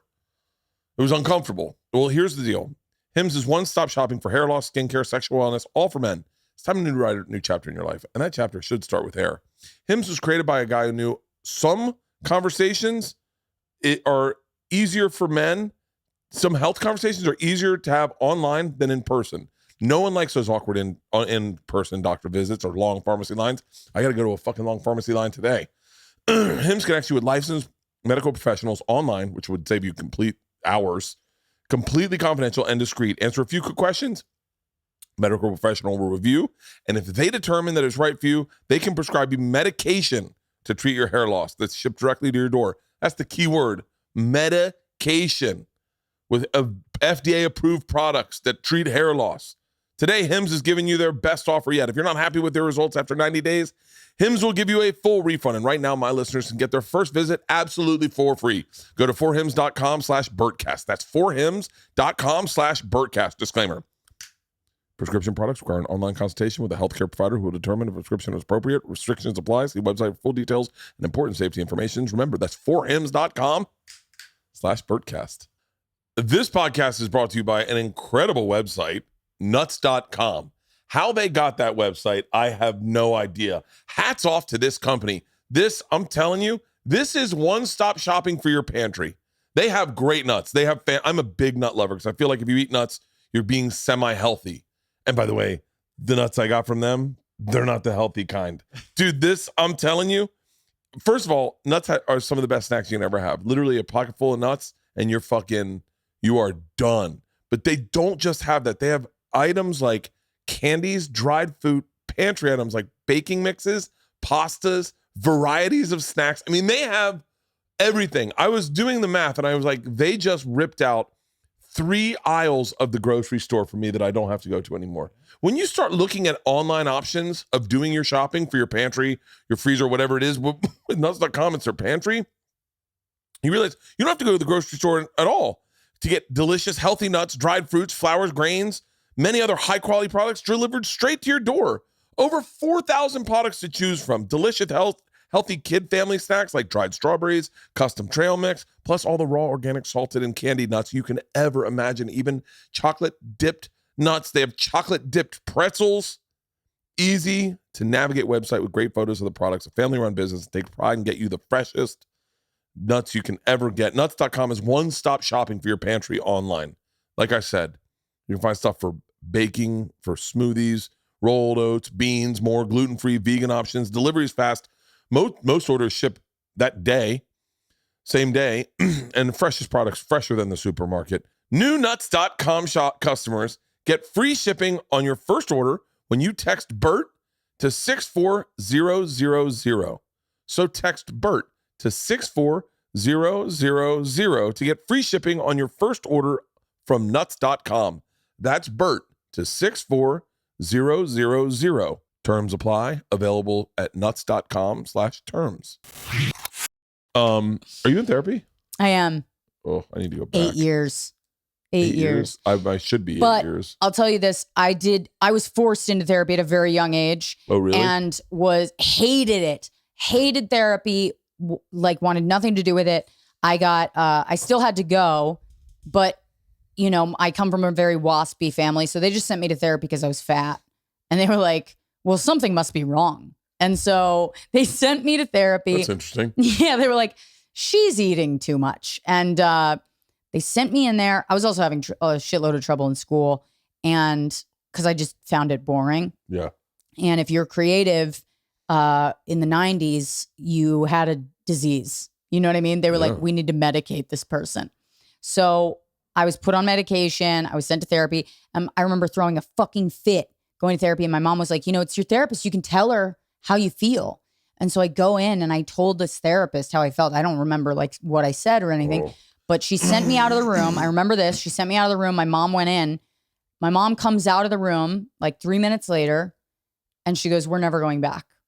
And I go, what happened? And she goes, you made the therapist cry. Oh my God. I was 8 and I had made this grown woman cry, which, part of me is like, obviously if an 8-year-old's able to do that, you shouldn't be a therapist. Right? Yeah. But also, yeah. Definitely. Yeah. But also it's so in line with like every time I've said how I really feel, I've hurt someone to the point of where they're like, I never want to speak to her again. Like, it's like, I just, I have an ability to like really get it. Like, no, I think you see bullshit for bullshit and you kind of call people on their bullshit. And that's the problem is like, once you say that and it's true, you can't take it back because the person knows that you've just observed it. It's so funny because we've talked about this a couple times, and I think that's why there's a comedian, bleep his name out. Everyone will think is bleep this name out too. Everyone's going to think it's Yeah. because I always make them bleep out name. Yeah. But it's right. Okay. Yes. Very, very sensitive Okay. dude. Similar. And yeah, very similar, right? Mhm. And he told me one time, he's like, I just downgraded my car. I got a Civic. And I went, hey, more pussy for me. And he went, huh? And I went, well, you get a shitty car now. Yeah. I get all the pussy. Yeah. And he was like, he was like, why would you say that to me? And I was like, I was just joking. And he was like, very upset. And I was like, oh, such a weird thing to, such a weird button. But a lot of, can I tell you, I think what a lot of comics do, I think a lot of comics are friends with you until the power dynamic shifts at some Oh, time. yeah. And then they're like, fuck you. Yeah. I think that happens a lot, and I'm sure you'll witness that with your special. I want to talk about your fucking special. I got to get you out of here before fucking 10 o'clock at night. It can't be a 4-hour fucking podcast. Let's do it. Let's go for 4 hours. Where are we at? Almost 3. So where did you shoot your special? I shot at Zany's Nashville. Love it. Loved it. Love it. Love it. Love it. The best. Love it. Okay. All right. They were the best. Okay. So I'm super particular about where you shoot a special because that's really great. Joe Coy once told me, keep his name in the podcast. Joe Coy once told me, he goes, your next special, this is when I was about to do Hey Big Boy. Yeah. He goes, it should be in an arena. And I was like, I remember going like, I think Joe thinks I sell more tickets than I sell. Yeah. And then I ended up doing about that number of people for the shows. Yeah. But I'm not at Joe's place. I gotta be honest with you, Joe's one of the fucking top guys doing it right now. He really is one of the top guys doing it. And he is doing 2 nights in arenas. Yeah. And the time he was doing one night, I don't know how many shows he shot in Hawaii when he shot a special. But for me, the comfort level was in doing it multiple shows. Yeah. But I do think there's something about doing an arena special that establishes you as like, just so you know, this is what I do. Yeah. But that's what I want to do for my next special. Like I want my next special to be in an arena. Because this one was so personal and like, you know what I mean? It was like, there were people I start the whole thing off with people who don't know who the fuck I am. Yeah. And it's like, that's where I wanted to start. I was like, I'm not going to be able to do this again. Oh, I'll tell you, the 2 sweet spots in stand-up is when you perform in front of strangers and you get good at it. Yeah. Meaning, there's a time, we all perform in front of strangers for a long time, but when you get good at performing in front of strangers, that's when you pop. That's when you pop is when you can make strangers fall in love with you. Yeah. I remember watching Dane Cook convert strangers to fucking followers, like to disciples. Sufis. Yeah. And I'm telling you, I was bringing people to the church. I was like, you got to see this guy. He's so fucking good. Yeah. Bill Burr. I remember being there when Bill Burr was doing that. I remember watching Bill Burr convert strangers into fans with very aggressive material. Yeah. And then the real sweet spot is when you have fans. Yeah. Because then all of a sudden it's like they go, it's like being spoiled. It's like getting the gout as a king. You're like, but I eat pretty good. But it's also the benefit of stand-up is that even if they are your fans, if it's not funny, they're not going to give a shit. They won't. It's not. Oh yeah. They'll give you a little bit, but they're not going to like. But you get a shorthand. I remember Tom did the Laughing Skull one time, and he was like, I haven't performed in front of people that don't know who I am in a very long time. Right. This is a few years back. I went, really? And he goes, yeah. He was like, I bombed. And I was like, for real? And he was like, yeah, I think I can take swings with my fans that they go with. Yeah. And I was like, oh yeah, the key is you got to perform in front of strangers. Yeah. Enough to know that you're still funny. Yeah. But so you shot it in Zany's? I shot it in Zany's and I did it. I was like, I brought in Aristotle Atheris, who's like, he directed Eric Griffin's special and he directed Ian Edwards' special. I know that guy. Ian Edwards' special was fucking phenomenal. I know. Incredible. That was an All Things Comedy production, I think? Yeah. Yep. And it was, and I wish more people had seen it because I think a lot of people saw it, but I think he's one of the best comics. And I'm like, he's so fucking funny. And it was Comedy Central, before they did things online. I hope they put that special online so people can see it, Yeah.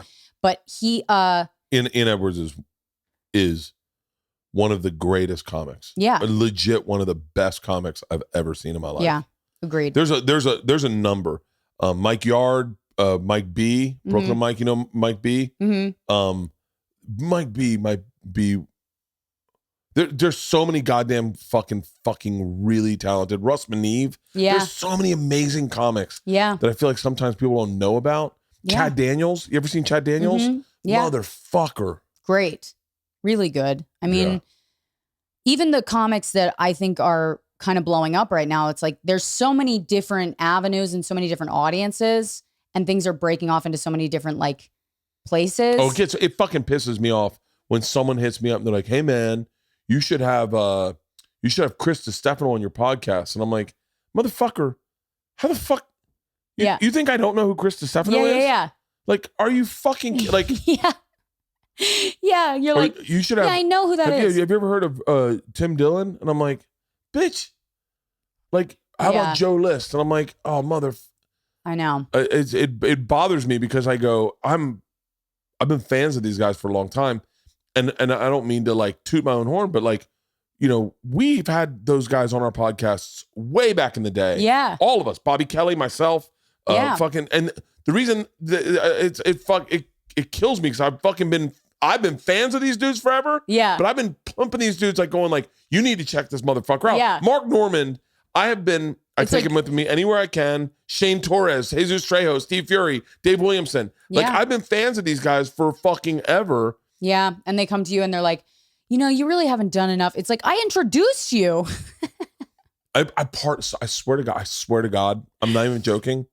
I swear to God, when people say that about like certain people, they go, dude, you got to have Mark Normand on your podcast. Right. I really, honestly, I'm not even joking. I want to go. One of the only reasons you know who he is because of me. Right. Because he did my podcast. When was the first time Mark Normand did the podcast? I mean, and then I go, and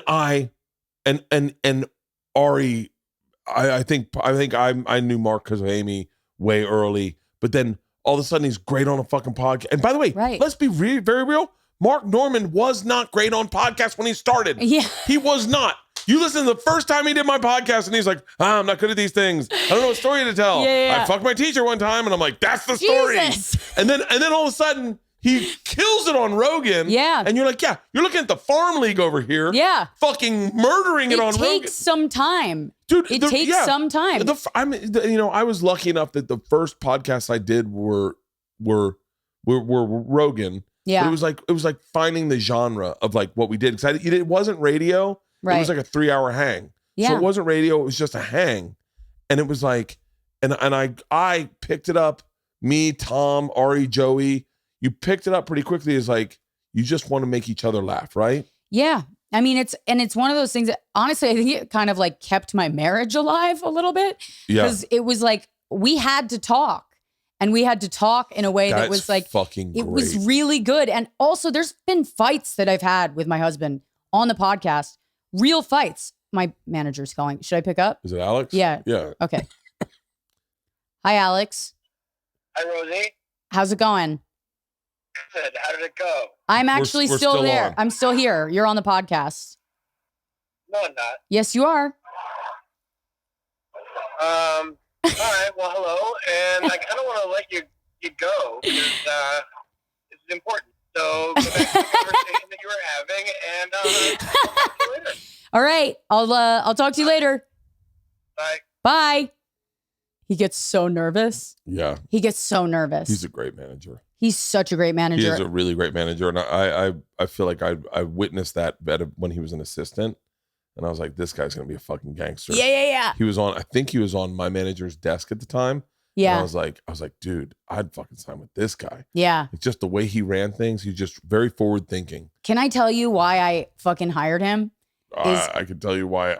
I just partied with him in Denver all weekend. This is okay.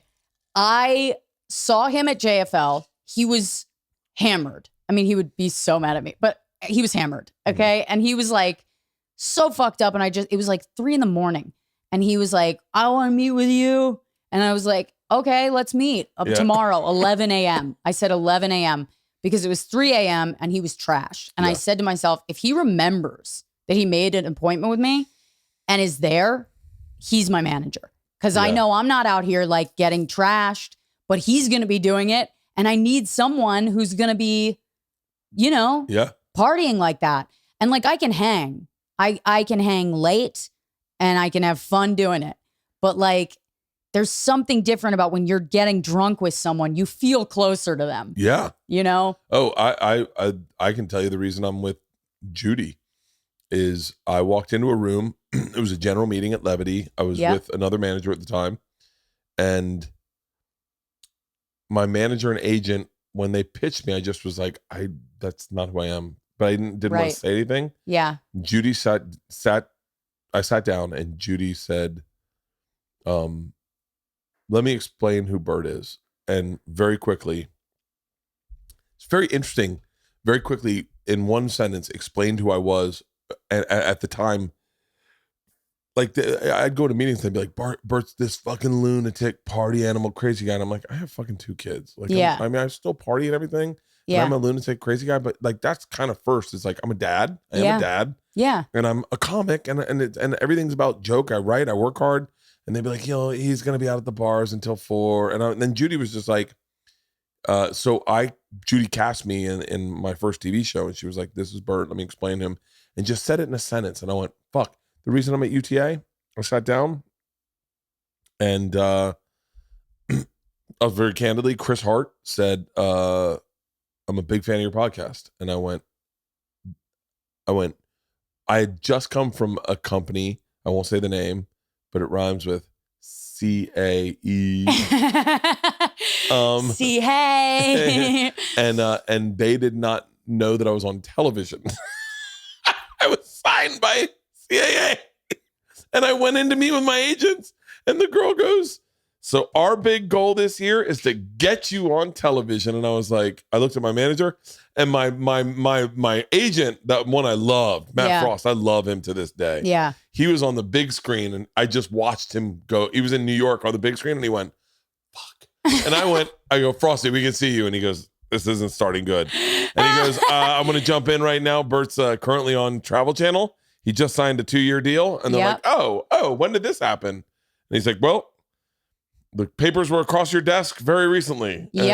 And I just bailed. And then I walked into UTA and Chris Hart, I remember the first thing he said is, I love your podcast. And I went, I remember thinking, you know about podcasts. Like no one knew about podcasts. Right. I was like, if you're listening to podcasts, you got your finger on the fucking dial and you're never going to ask me shit.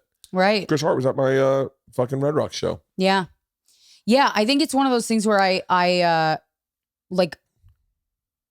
find the places that I don't excel and I want that in my team. Like I find the places where I don't necessarily see where, like who I am, you know, like you were saying, as you get older, you start to understand how people see you and how they receive you. Yeah.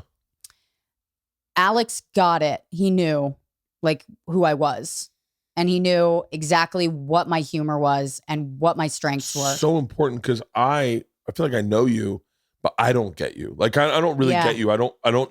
There's a parts of you that I don't get, and even as a comic, I usually get people pretty quickly. Like what parts? Like explain. I'm very curious about this. I really want to know.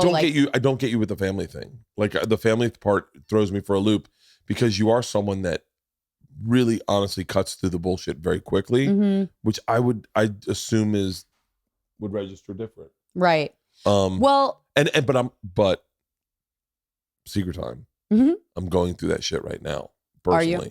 Yeah. So I know who you are. I feel like I know who you are. So I don't see that in you. And then I go, part of it gives me hope that my daughters will turn out great. Yeah. Because I think you've turned out fucking phenomenally. Thank you. But especially knowing that it was a kid that liked to smoke weed and liked to and wasn't happy and was in therapy, I go, okay. Yeah. Here's where I'm at. Here's how I would describe it. I accept my family, right? I accept them, but I don't have to be close to all of them. You know, like I try to, there's certain members of my family that I'll always be close to that I would love and that I would hang out with even if I wasn't family, right? The rest of them, I I don't think they understand me. And I don't think I can make them see things the way that I see them. Like, there's just a part of me that feels like trauma bonded to my family. From the death of your sister? Yeah. And my parents' divorce and the way that that was handled and how I kind of got, I went to college with no coping mechanism, no idea how to manage like this massive amount of grief. Whoa. That was like, oh wait, that happened right before you went to college? Right before I went to college. So all I knew how to do, or like the only way I knew how to deal with that was to like run from it, to like find a party and just fucking party. And like, is the death of a sister as bad as I think it is? Yeah, it's worse. It's like, it is as bad as you think it is. And also there's no way to describe it because it was, I mean, she was a child. So there was no bad parts to her. There was no bad parts to her. I mean, there wasn't even, in a lot of ways, I didn't even know her fully, you know? And my mother went into obviously like shock and like just, my whole family just like fell apart, like all in 1 year. And then I had to go off to live my adult life. And I had no tools to manage that emotion, which is overpowering. And like the amount of guilt that I had because it happened at a party that was for my graduation was like, I had to run as far away from my family as possible. And so when I'm around them, I still feel a little bit of that guilt. And it's so toxic and so it leads me to act in ways that I wouldn't normally act. You know, like I'll say yes to things that I don't really want to say yes to. And because I'm like, if I say no, I could lose one of them at any given point. And I would feel this massive, overpowering, oppressive guilt all over again. And so I kind of I've tried to raise myself in a lot of ways. Yeah. I've tried to, I've done so much fucking work on just being my own adult, my own parent, you know? And because frankly, like my parents had me when they were 27, 28, which I look at now and I go, you were children. Oh yeah. Oh yeah. Children. And I think I missed out on a lot of the parenting that my siblings got, you know? That makes total sense. You're the oldest, right? Yeah.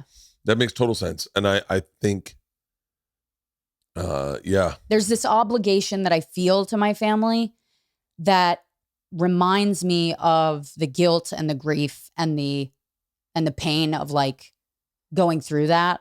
So my reaction is to like rebel against them, to like get away from them.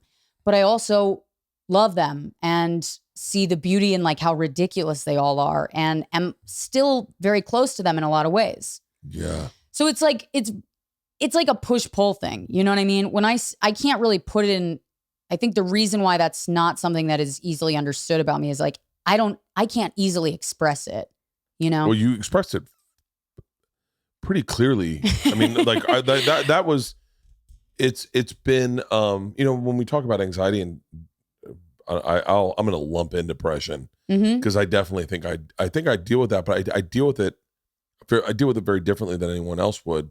But OCD, my OCD, don't get me started. This morning, my daughters, I hear them in the making breakfast. Yeah.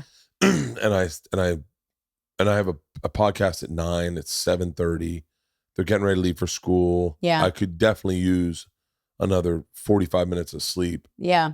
But my OCD says, this is bizarre. Yeah. My OCD says, if you don't get up, go give your daughters kisses, then they'll get in the car 3 seconds earlier than they should, and they'll drive down the street, and they won't miss that red light. They'll catch the green and they'll get in a car accident. It's it's my it's my biggest fear. I talked to Robert Schimmel when I was younger. I was friends with Robert Schimmel. I wouldn't say friends. There's people that were much better friends than me and him.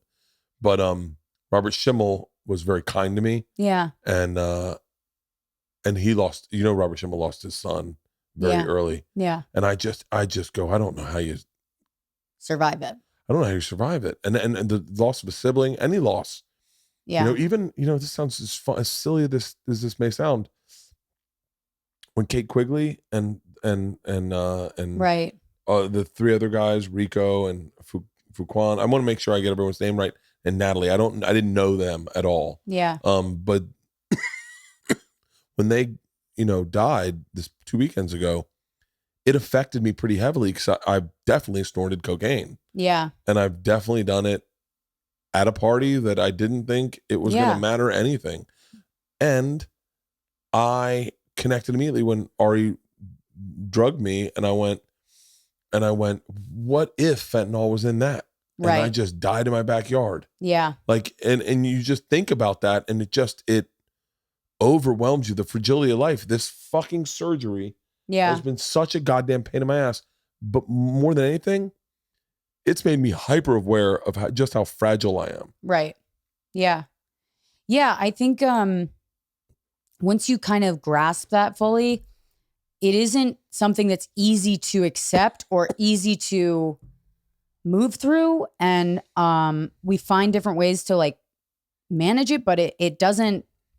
Grief is like so fucking tricky, and depression and anxiety are so, it's all kind of like post-traumatic like shit. It's PTSD. So yeah, I believe that. Yeah.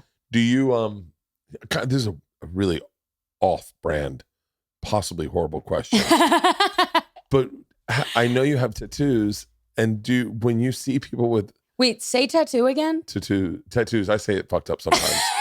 I know you have tattoos, but like when tattoos. I say it.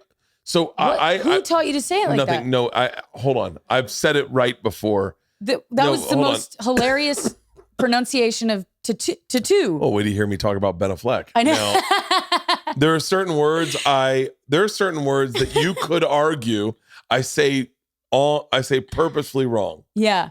And there have been arguments made by friends. But what has happened is the way you say a word is how you choose to say the word. And if you say it enough that way, it'll be stuck in your brain forever. Tattoos, Ben Affleck, and massage. What? Nightmare is how I say it. Nightmare. Wow. Nightmare, Ben Affleck. My husband says bagel, and I'm like, what the fuck was that? Crazy. Now look, that's fucking. Where's he from? He's from Seattle. Bagel. Bagel.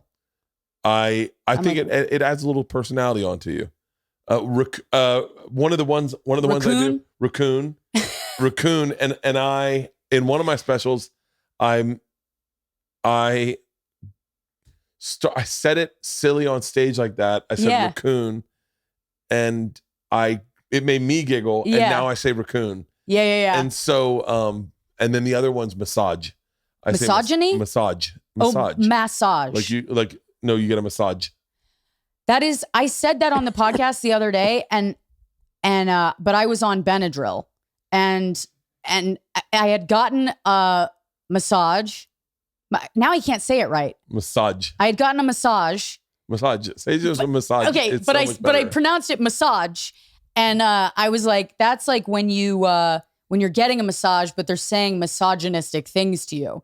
And they're just saying that. Like, you have a small brain because your boobs are so big, all the blood goes to them. Oh. And I was like we were making up like all these misogynistic things. Great. I'll tell you what a great podcast is. You ready for this? Yeah. 4 mics, 4 comics, and you just go massage jokes. Let's hear them.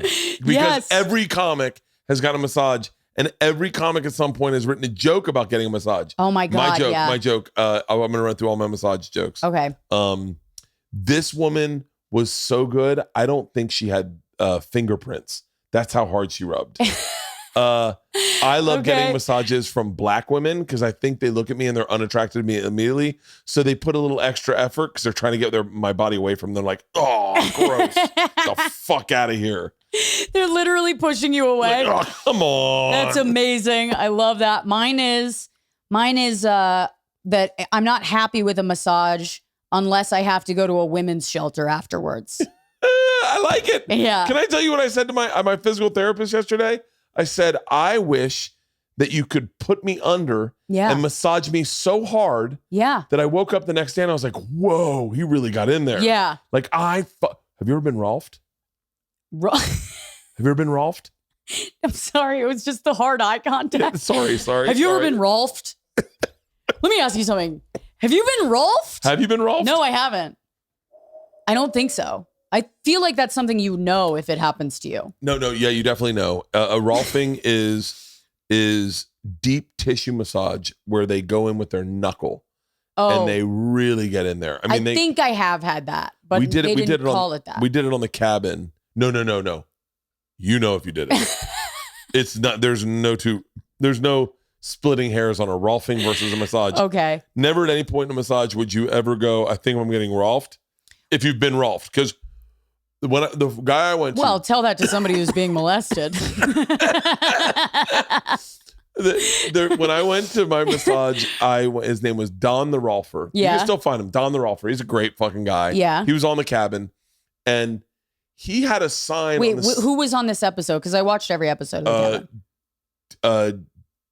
Was it Donnell? No, was it Big J, Anthony Anderson, and I didn't watch that episode. Yeah. I And thought I so- watched every episode. I'm sorry. And so he had a sign on the roof of his massage or his Rolfing room Right. that said, "Don't hesitate, go to the light."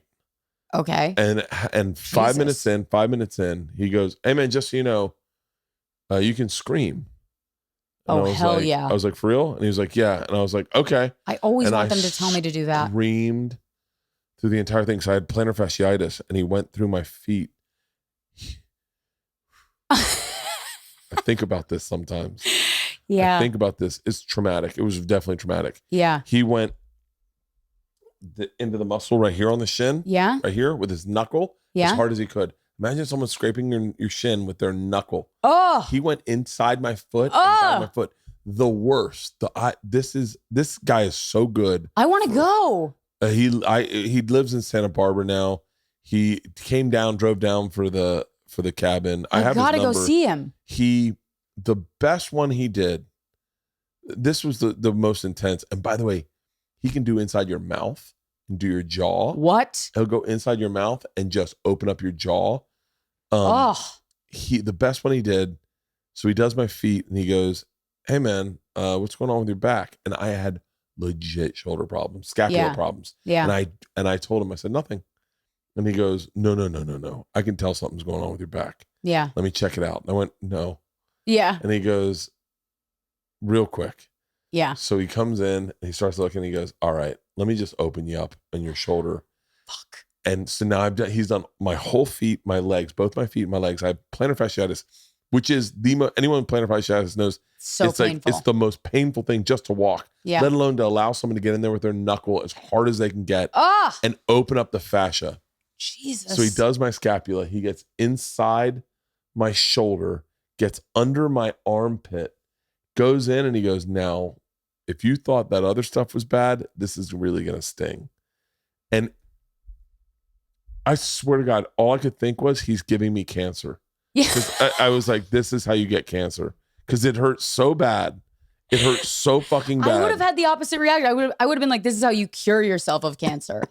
It was so aggressive. If you're screaming through the whole thing, you're getting it out, I right? was screaming. I was sweating. I was soaking wet. Oh. Soaking wet, sweating. And I got done and I could walk and my back didn't hurt. I would do anything to not just to do that myself, but to have Andy go do that, because I think men in particular keep things in their bodies so much, like their feelings. That's so accurate. Yeah. Like they are just, if you talk to any man, they're just a bundle of like worn down bones and like their muscles are wrapped up in like fucking like yarn balls, Yeah. you know? I really think that, look, obviously everyone knows I love Joe Rogan. He's one of my favorite human beings alive and has been for a very long time. Yeah. But I'm gonna have to preface that with like, look, a lot of this shit I hear Joe talk about on the podcast, I'm like, I fucking laugh hysterically at. But there are some certain things that Joe preaches that I stand by up and like across the board. Yeah.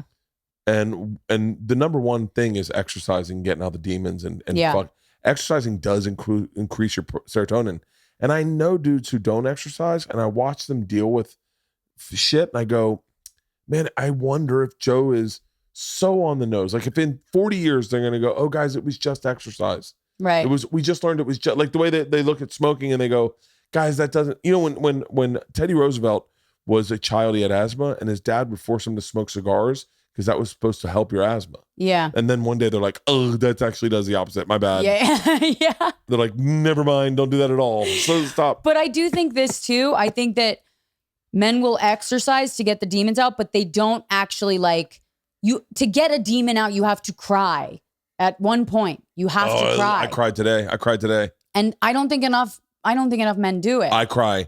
So I cried at Red Rocks. I cried 3 times. Yeah. 3 times on stage. You seem like you might cry at a sunset. Like I do. Yeah. I cried today 3 times. Yeah.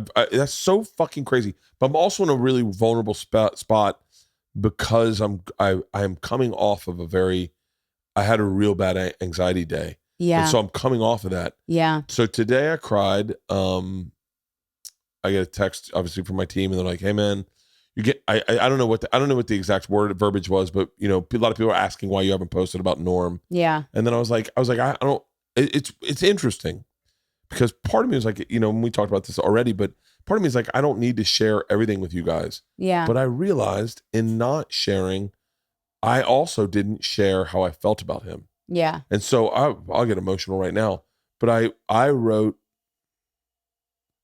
4 or 5 voice texts on Instagram and got rid of them all and got very emotional and cried during it. Yeah. Going like, he meant a great deal to me just because he was so kind to me. He was so nice to me. When I did run into him, he was always just the way he was, so generous. Yeah. And he was just a very sweet, sweet man. Yeah. And he was so goddamn funny. But I cried like 3 times doing that. And then Leanne and I got a thing today. Like Leanne and I, I don't know if it's been announced, but Leanne and I are doing a movie. Oh, nice. And we got our first thing. Yeah. And we were like, that's so great. Yeah. And it was just so good that like 3 times in it, I cried. I started crying. Leanne didn't see. My kids make fun of me brutally. Yeah. I'm crying. Yeah. Brutally. Yeah. And so, but I'm pretty cool crying. I love it when men are good at crying. Like I don't, there's always a part of you that wants to make fun of a man who's crying as a woman. You always want to make fun of them.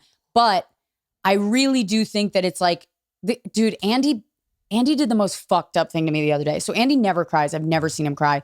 And he was really going through it. And he like opened up to me. He started really crying, right?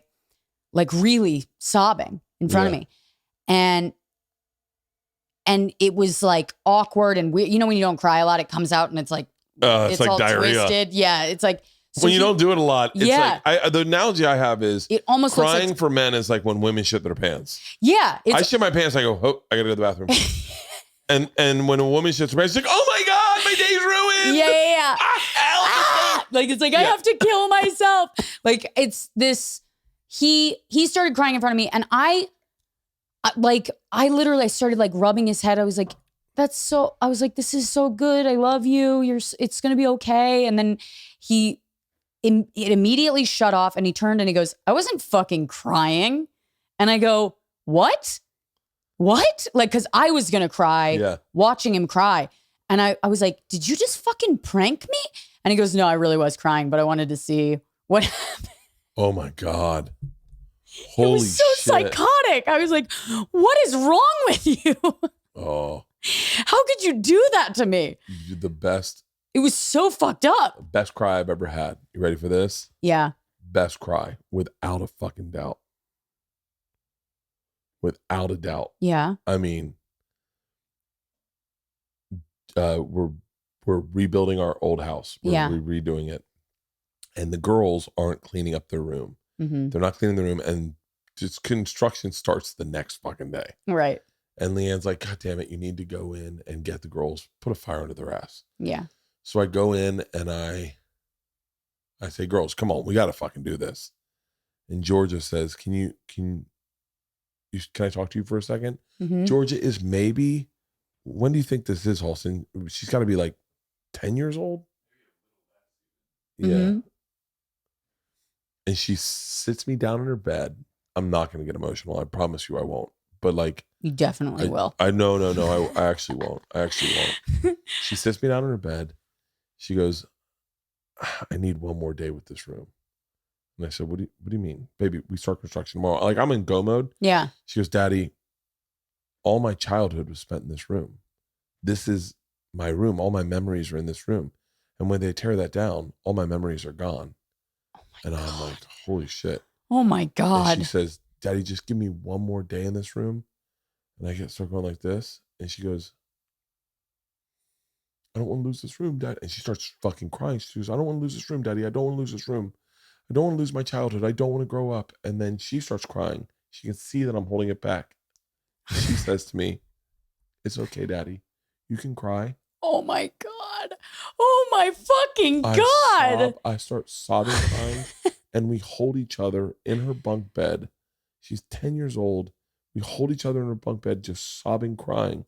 Oh. I walked out of this room. I go, fuck construction. We tell them when we start construction. We give them a week in this goddamn room. Yeah. We're not losing shit. Fuck this. I got Yeah. what a meeting. Yes. Angry.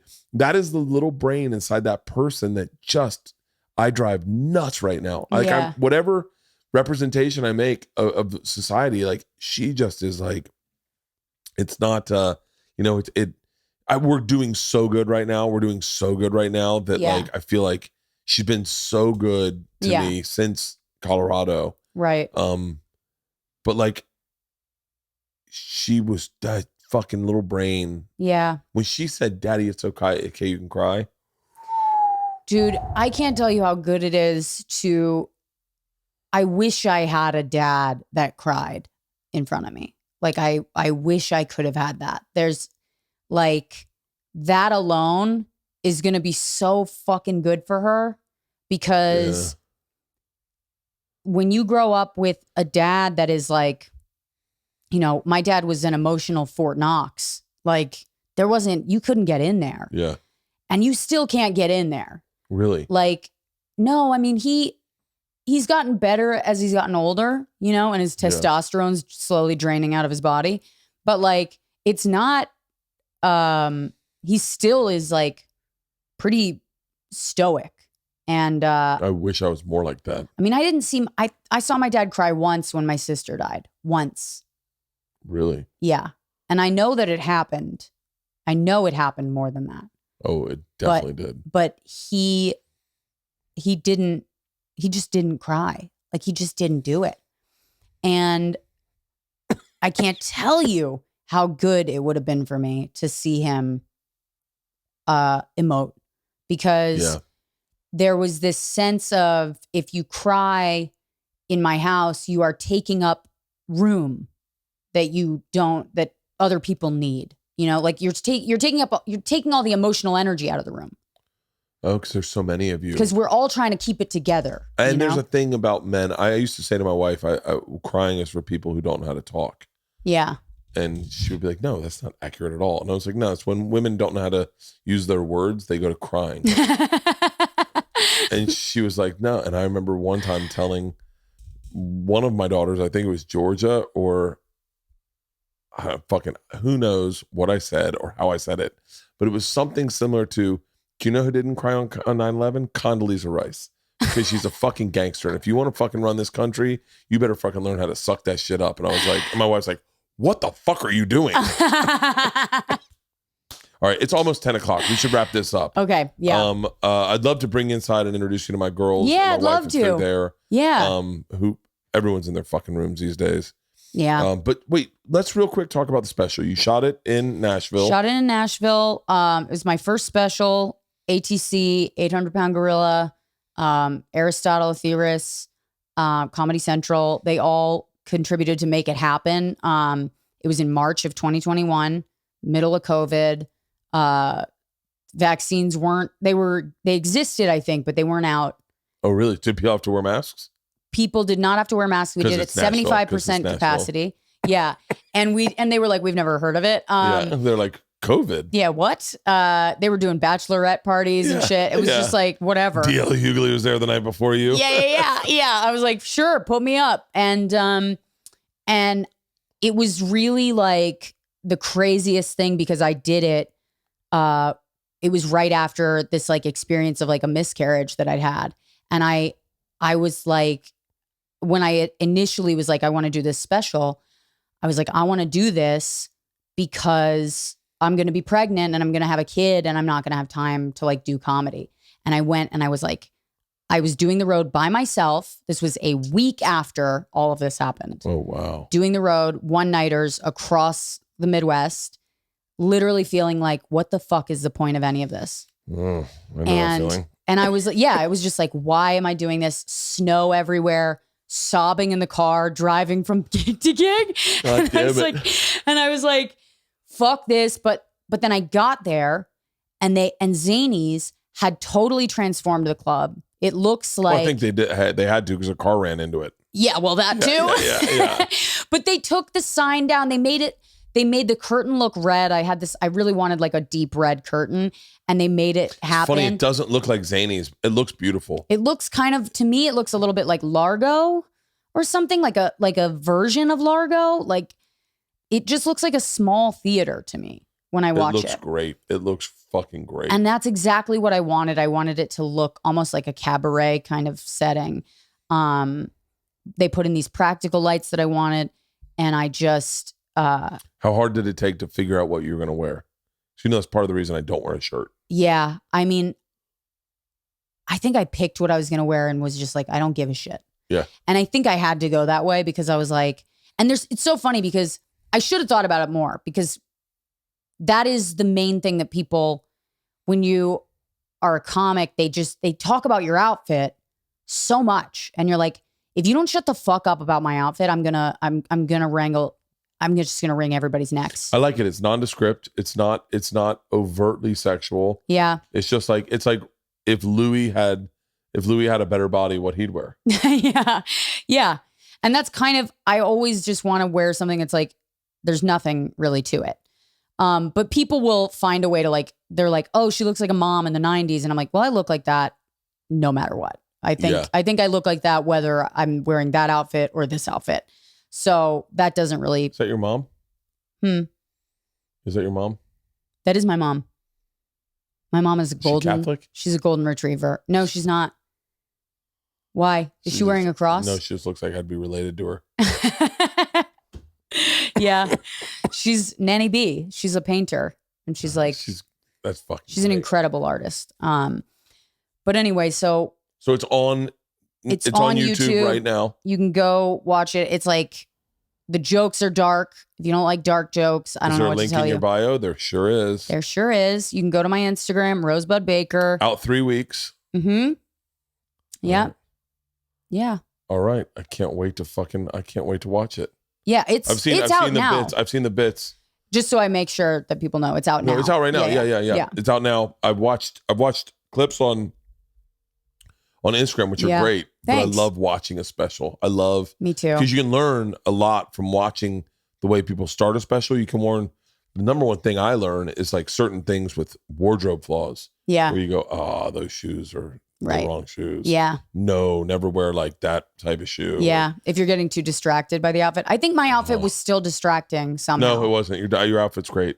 I like it. I like it. Next time I will wear just like a white t-shirt and jeans. And that is what I'm going to wear. Like I already decided what I'm going to wear for my next special. I remember critiquing someone who was doing Kill Tony, and she was wearing a white t-shirt with no bra. Yeah. And I just said, hey, just so you know, like, it's super distracting. Yeah. And she got really feminist on me. She was like, yeah, it's my body and I'll do whatever I want to do with my body. I was like, that's fine. Just telling you as an audience member, I can see your nipples and that is what I'm looking at. Like, it's, and if you're doing comedy, you don't want, she was like, you perform shirtless. And I was like, good point. Good fucking point. I was like, God damn it. I go, maybe you're not funny enough then. Yeah. I was like, because my nipples seem not to distract anybody, but yours are definitely distracting. Yeah. Yeah, I was like, well, fucking you nailed it. That's a great way to hit her back though. Yeah. But well, congratulations on the special. Thank you. The podcast is Find Your Beach. Yep. Find Your Beach. You do it with your husband. It's done weekly. Yeah. Me and Andy Haynes. And hopefully you'll be on tour with me. I would fucking love that. Okay. Well, we just talked about it today. And I promise I'll be fun. You're going to be fun. Don't worry. I'm a fun person. No, I mean, I know that the way that I just said that was terrifying. I'm going to be so fucking fun. But that would be a blast. It'll be a fucking blast. Yeah. Well, here, I'm going to piss. Let's go inside. I'll introduce you to my wife. Great. See if the girls are awake. But congratulations on Thank everything. you. Thanks for having me. Of course. This was great.